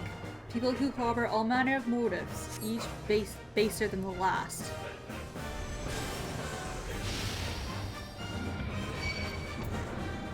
Come, let the curtains rise on the grand melee.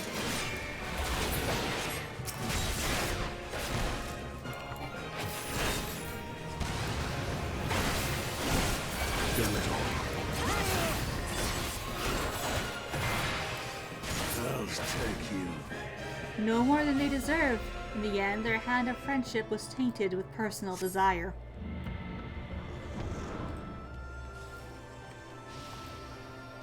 Oh, Yzael and Hraesvelgr! Oh.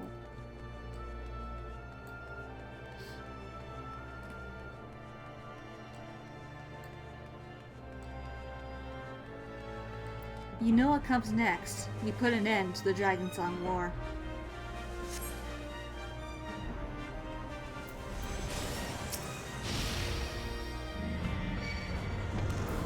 There is no saving your comrade this time. All you can do is cut off the serpent's head.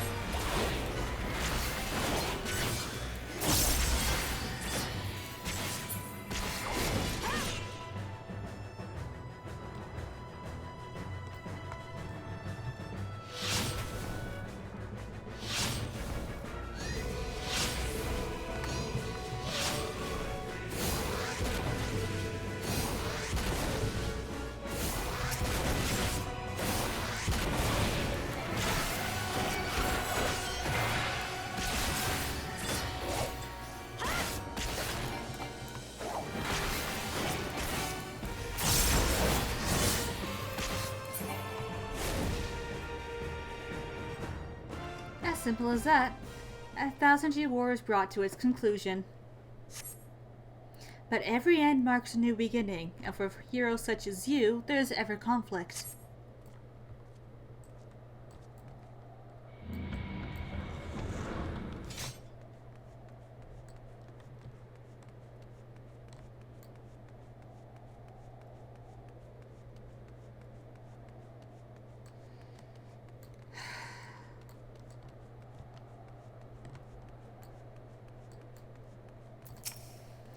How are you enjoying the walk down memory lane? I dare say there will have been a few individuals for whom you harbor deep feelings, whose passing caused you keenest grief. That is what our people are to us, an irreplaceable existence that can ill be lost. I will save them, for they are my... Never mind. We are not here to talk. Let us return to the task at hand. Emperor Solus had kindled an insatiable flame. Garlemald was its name, and it raged across the land, consuming all in its path. Following the trail of ash, she set forth for Alamigo and Doma. into a storm of blood.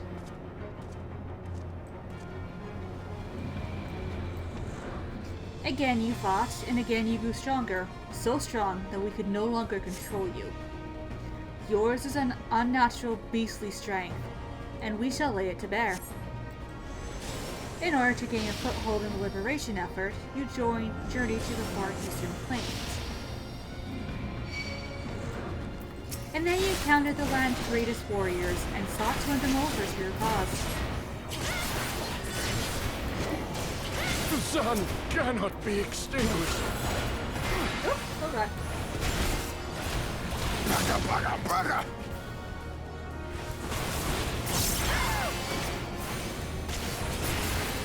It's not enough! The strong are drawn to the strong.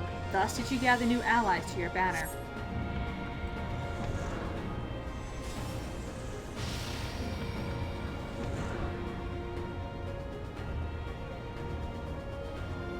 Yet where adherent souls gather, so too do fires burn. In this way did you consign those around you to the flames. Burn them all, hero, reduce them to nothingness, like the ephemeral morning dew they are.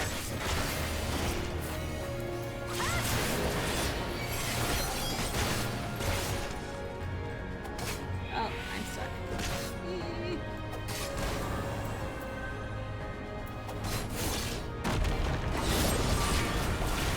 I cannot fail. Not again.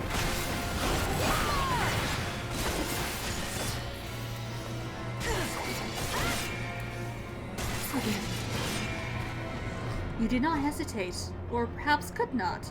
No matter, let us turn our attention to the finale.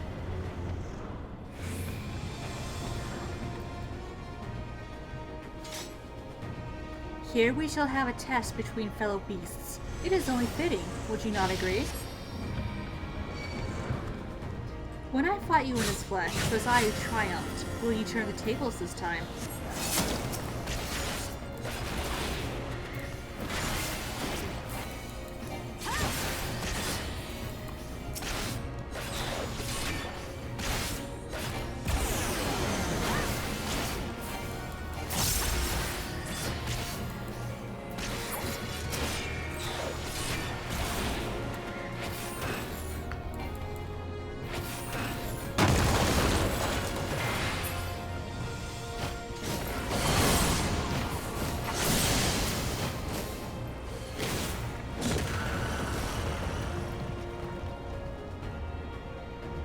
That all.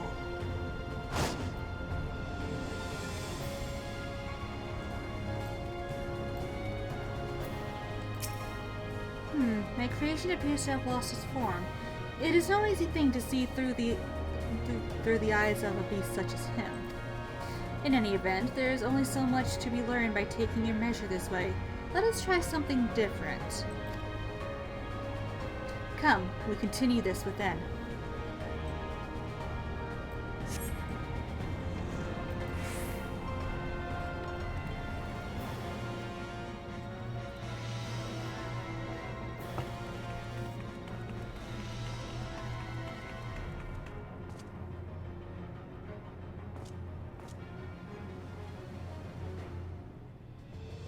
An impressive show of strength,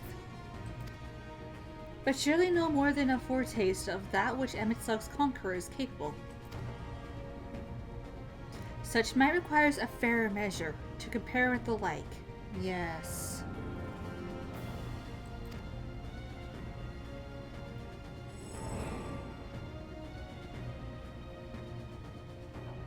I shall just have to test you myself.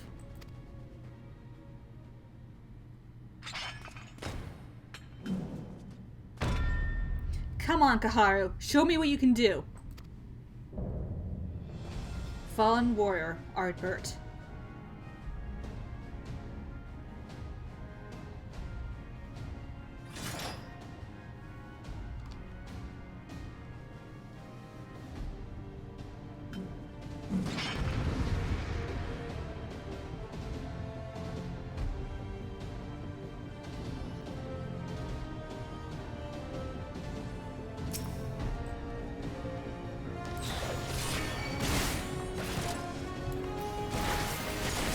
not be the real Ardbert, but you do well not to underestimate me. All that made him the warrior he was, every battle waged, every blow swung, is part of my very being. So come, fight me like you mean to take my head. Alright, Frey, time to play.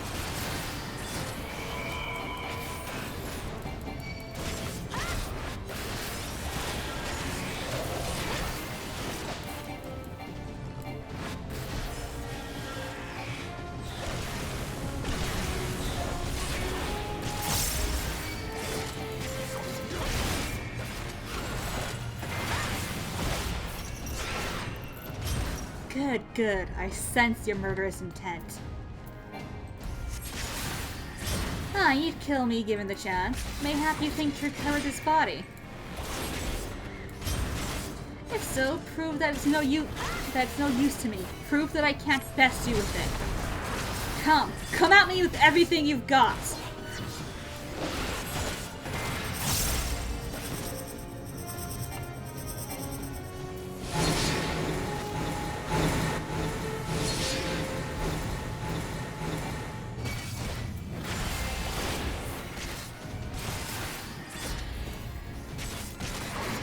He knows very well that we want to take his head too.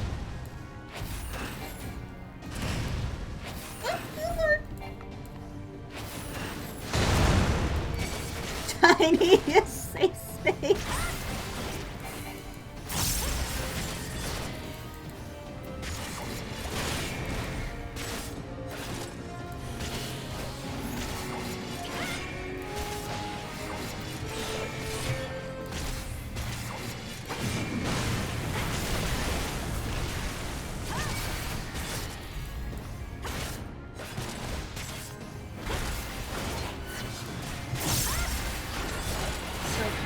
Again, but that's okay.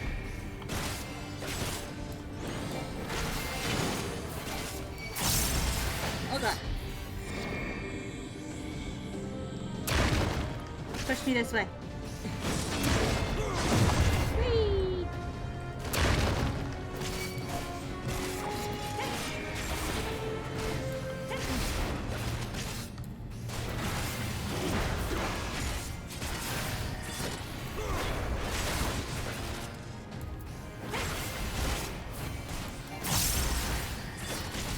Great, come out to play. I see. You're a different beast from when you face my creations. Very well. I will transcend my very limits, and we'll see what you're truly capable of.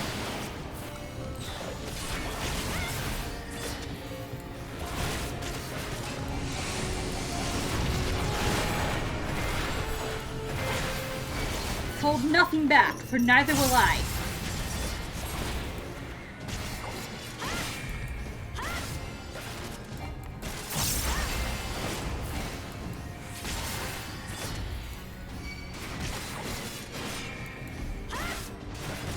Lord. Ah!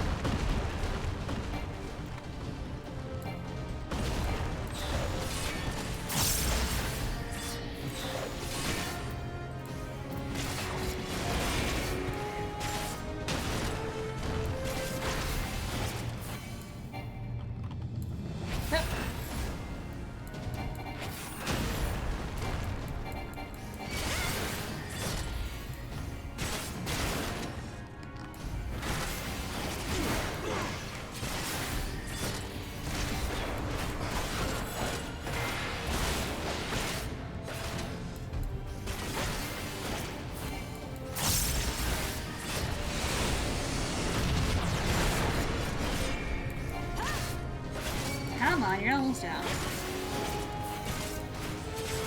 There you go. I have my answer.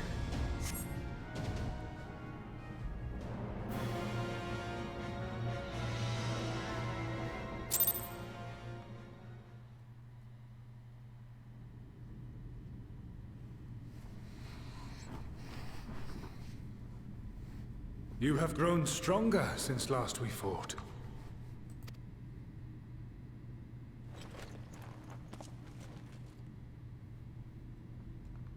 The result of your trials in the first, no doubt.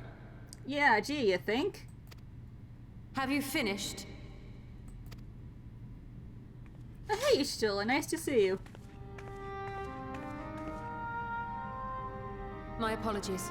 I freed myself as soon as I awoke, but rather too late, I see.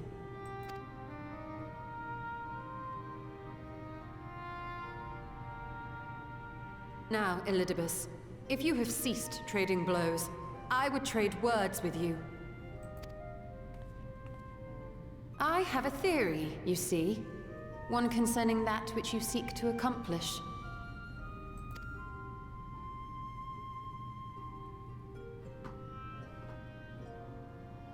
It stems from who, or rather what, you truly are. A primal.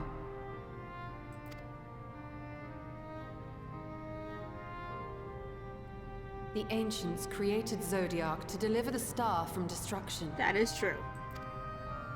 If the magic that brought him forth is the precursor of what we know as summoning, then Zodiac would have been instilled with a presiding desire. I found it among the records at Anida, and it came as no surprise. Were I faced with the world's destruction, I too would wish for the same. Salvation.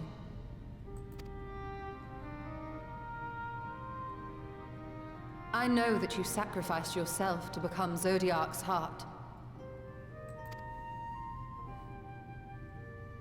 How you came to be separated from him is less clear.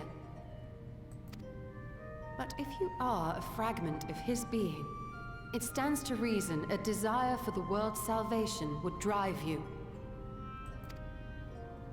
And thus did you seek to inspire the masses to rise up as warriors of light, going so far as to use Ardbert as a symbol of hope.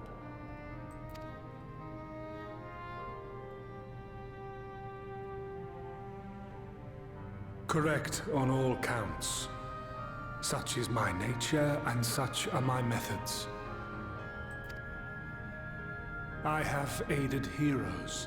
I have made them. I have even become them. This served not only to strengthen me, but also to facilitate the work of my brothers, such as Emmett Selk, with his penchant for nation building.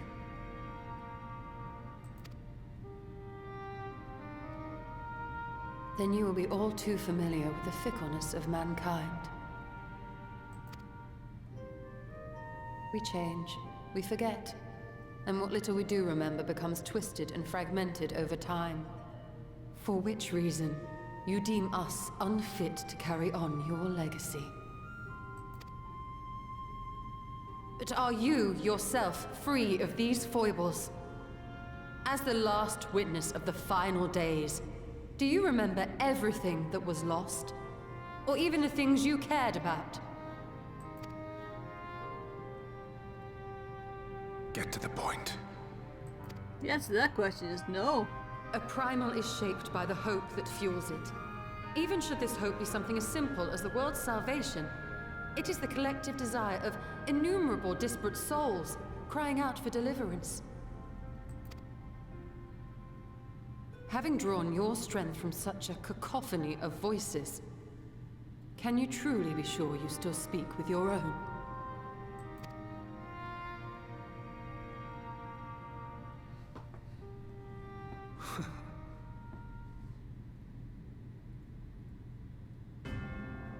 Your question is irrelevant.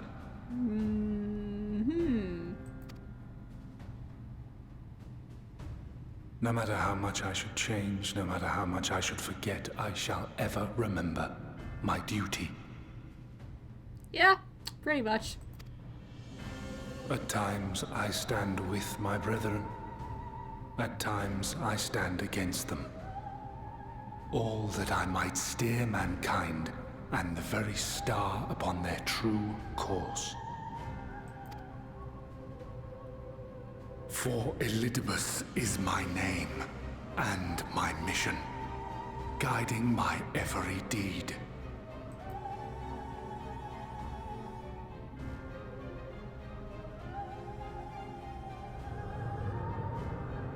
But enough talk. You have shown me sufficient proof of your might.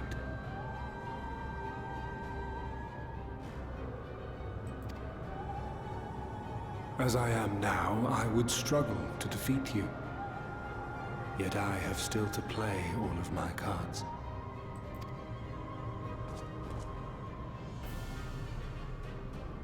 If I could offer you some semblance of sport, your lessers would pose no threat to me.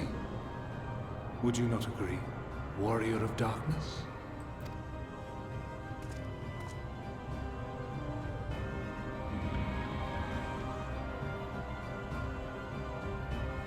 Well, that's a threat if I ever heard one.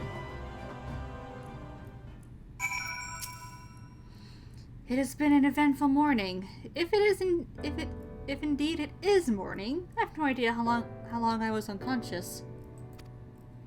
Regardless, I am gratified to see that my efforts at Aniander have borne fruit. We have confirmed the nature of our foe and his plot. And neither. Now then, what news from the surface? I see. Then let us make for Yomor at once. We have much to share with our comrades. Elizabeth's parting threat, not least of all. But forgive me. It would seem my belongings did not accompany me here. I will need to retrieve them from Anteater. With luck, the ethereal stream you traverse still lingers. I won't be long.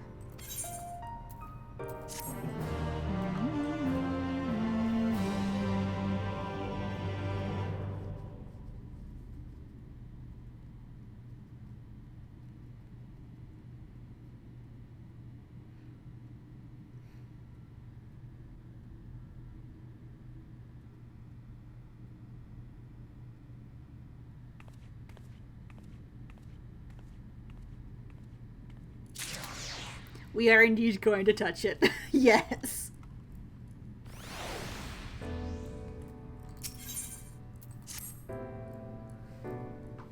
We are touching the gem.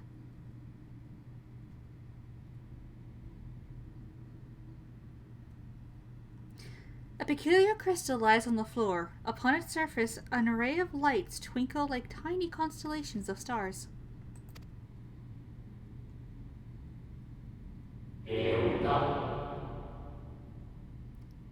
Day 4th. Bring honor to the seat of... The distorted voice of an ancient rings out in your mind. A moment preserved in the crystal, it would seem. Cursed item acquired! And look, there's more! You notice something else glinting up ahead.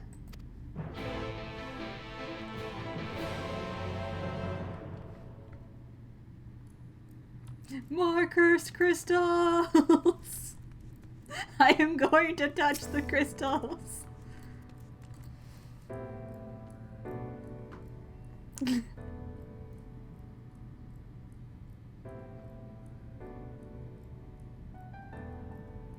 You find 3 more crystals lying on the floor.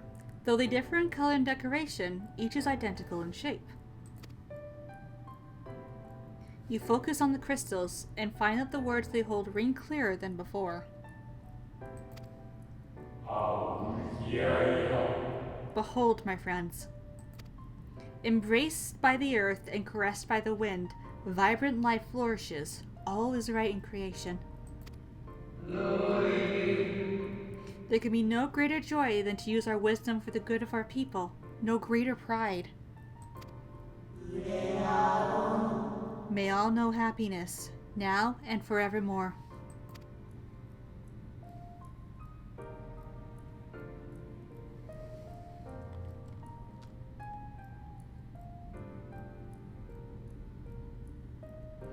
There do not appear to be any more crystals in the hall. Perhaps it would be wise to continue the search outside.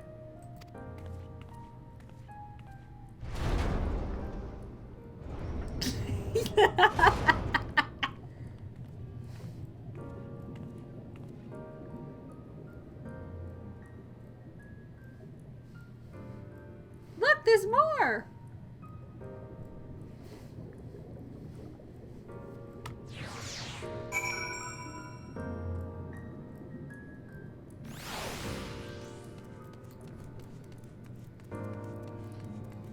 Look at them.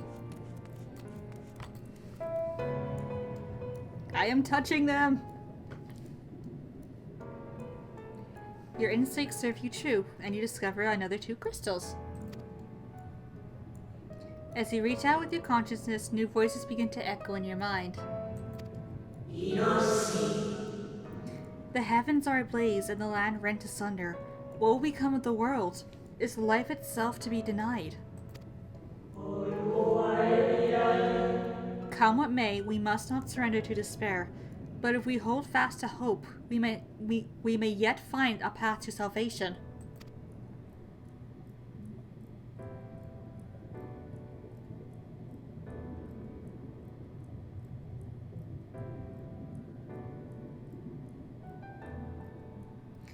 The voices tell an incomplete tale. Might more remain to be found.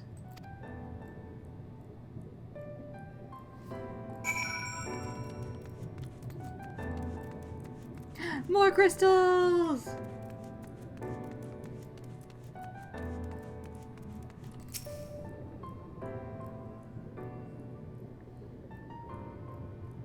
You soon discover 2 more crystals.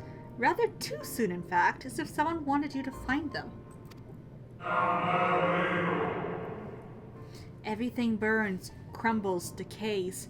I hear lamentations of my brethren, and soon there will only be silence.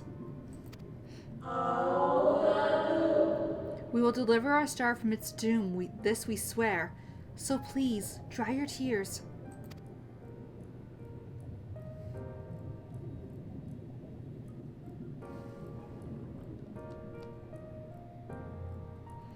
Whatever awaits at the end of your search, it is plain you have yet to find it.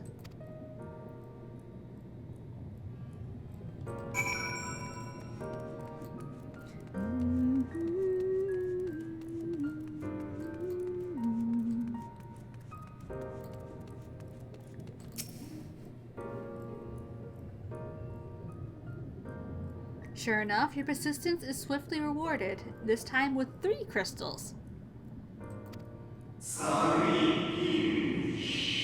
The time has come. We shall rewrite the laws of creation, and we shall save our star.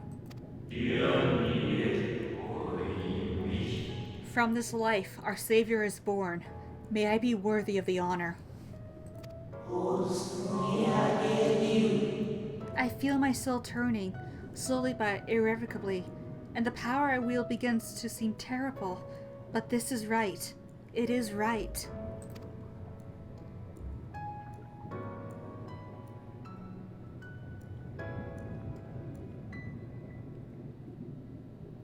The tale the crystals weave seemed to near its end, but it isn't over yet.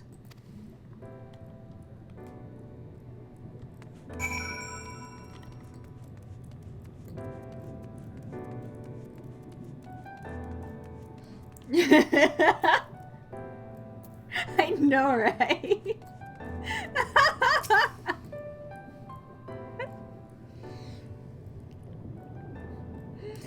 With almost melancholy inevitability, the 12th crystal soon reveals itself to your questioning eye. Though salvation is ours, it came at great sacrifice. All that remains is to pray. To pray that we will one day meet again beneath the blue sky.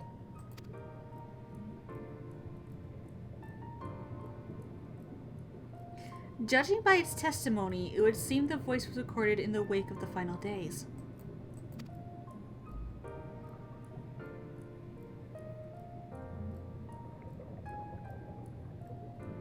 No, not 3 corpses, Briar, 4 corpses. We can have 4 corpses in our bag.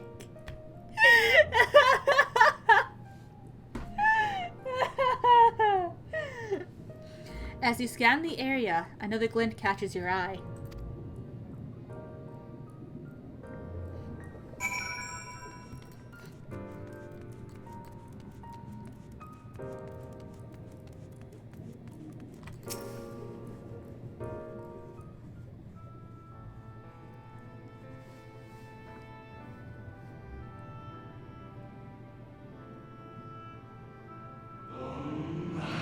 was the brilliant radiance of life, replaced by the sickly glow of malformed creatures.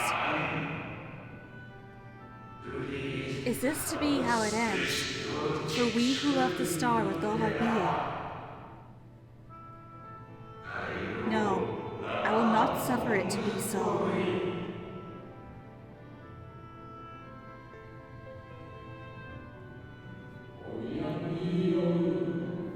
Hold on. Hold on. Back on. Well, well, we meet again, my new old friend.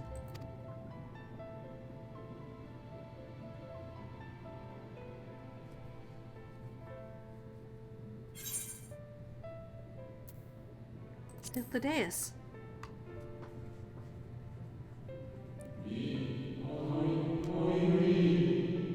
How good of you to remember.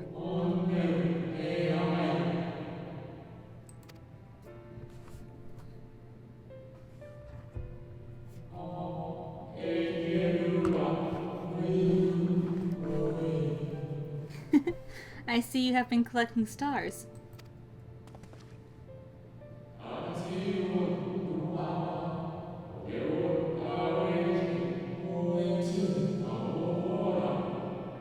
I speak of those crystals. They have constellations etched upon them, yes?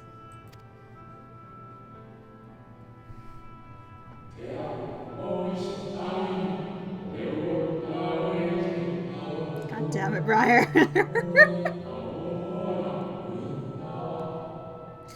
High in the heavens, those stars shine their guiding light down upon the lives below.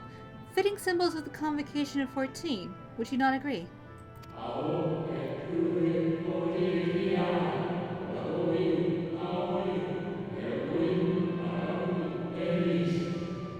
As you will have gathered, each crystal bears an account of the life of a member of the convocation as remembered by the Unsundered.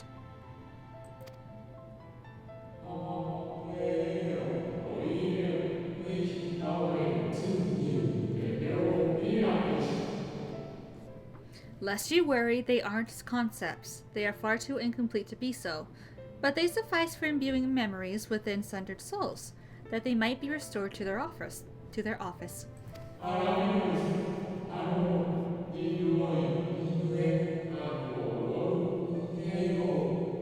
Keep them. I am sure Emmett Salk wouldn't mind.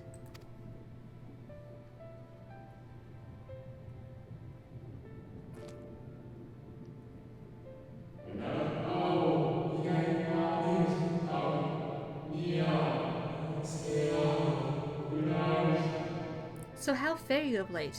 Are you feuding with Elidibus this time, I believe?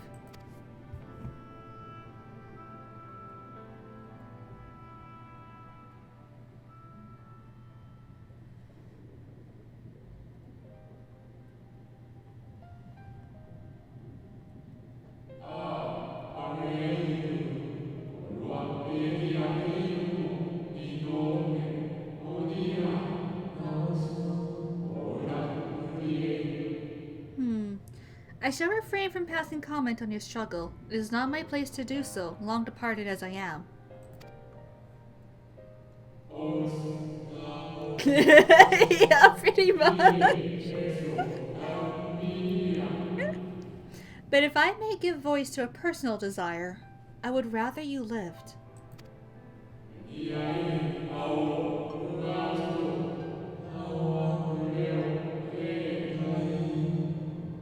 If you do not, how will you keep your promise to Emmett Selk? The promise to remember.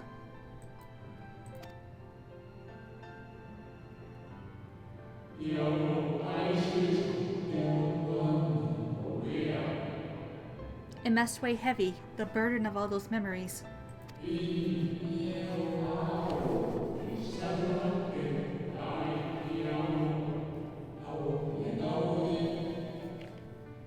To one who has lived a life such as yours, I can well imagine how Elidibus' existence might seem hollow. How empty his single-minded pursuit of a half-forgotten cause must appear.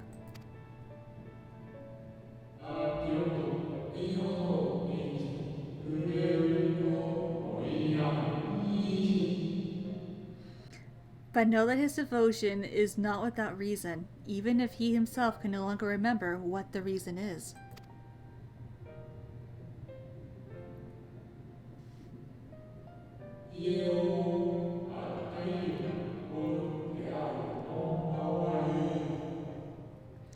Well, that is quite enough talk about Elidibus. I would see if you can reunite with the Wayward Stars.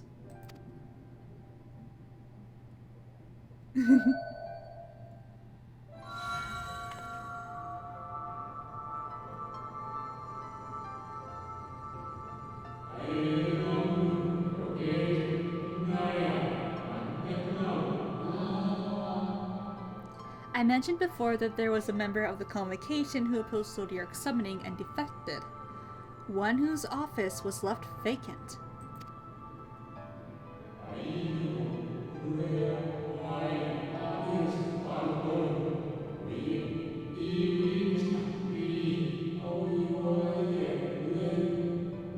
Defectors have been deemed unworthy of commemoration. No crystal exists for the individual in question.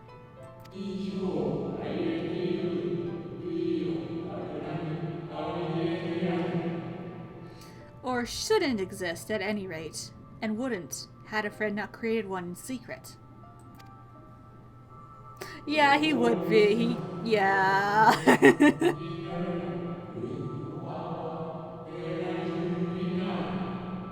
A crystal bearing the forgotten name of her office, along with the magic of her own conceiving.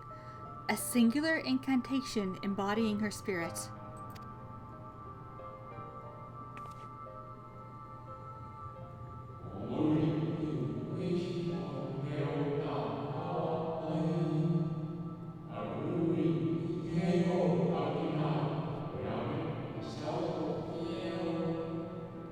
Among all the offices, the 14th was most unusual. For while the rest sat in Amarat, its holder was charged with gaining an intimate knowledge of the wider world.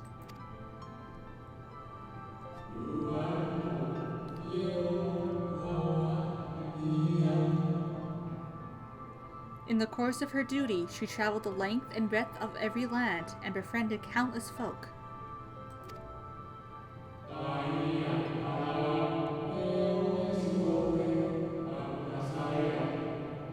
She encountered troubles too, of course, matters which she could simply have referred to the Convocation, but that was not her way.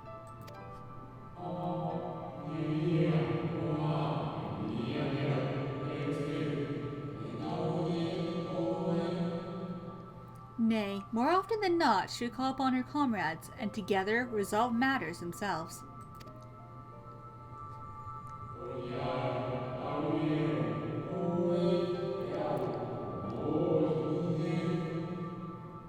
Such is the magic sealed within that crystal, the magic to summon the stars to your side.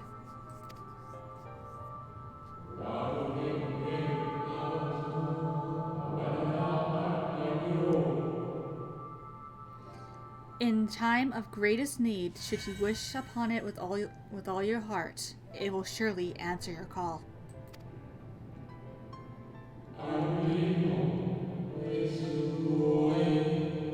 And now it is where it belongs.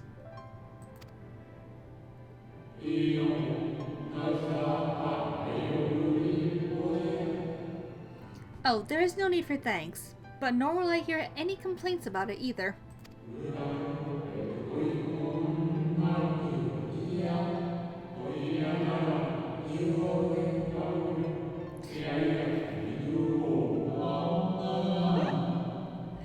After all, I cannot say whether I act of my own volition or by the will of my recreator.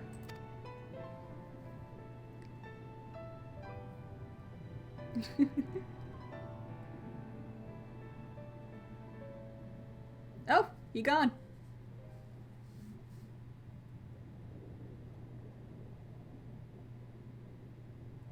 I was wondering where you'd disappeared to. Oh, hi. I was just having a chat with someone that's no longer there.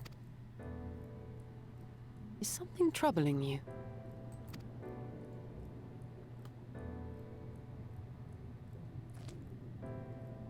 Don't worry about it.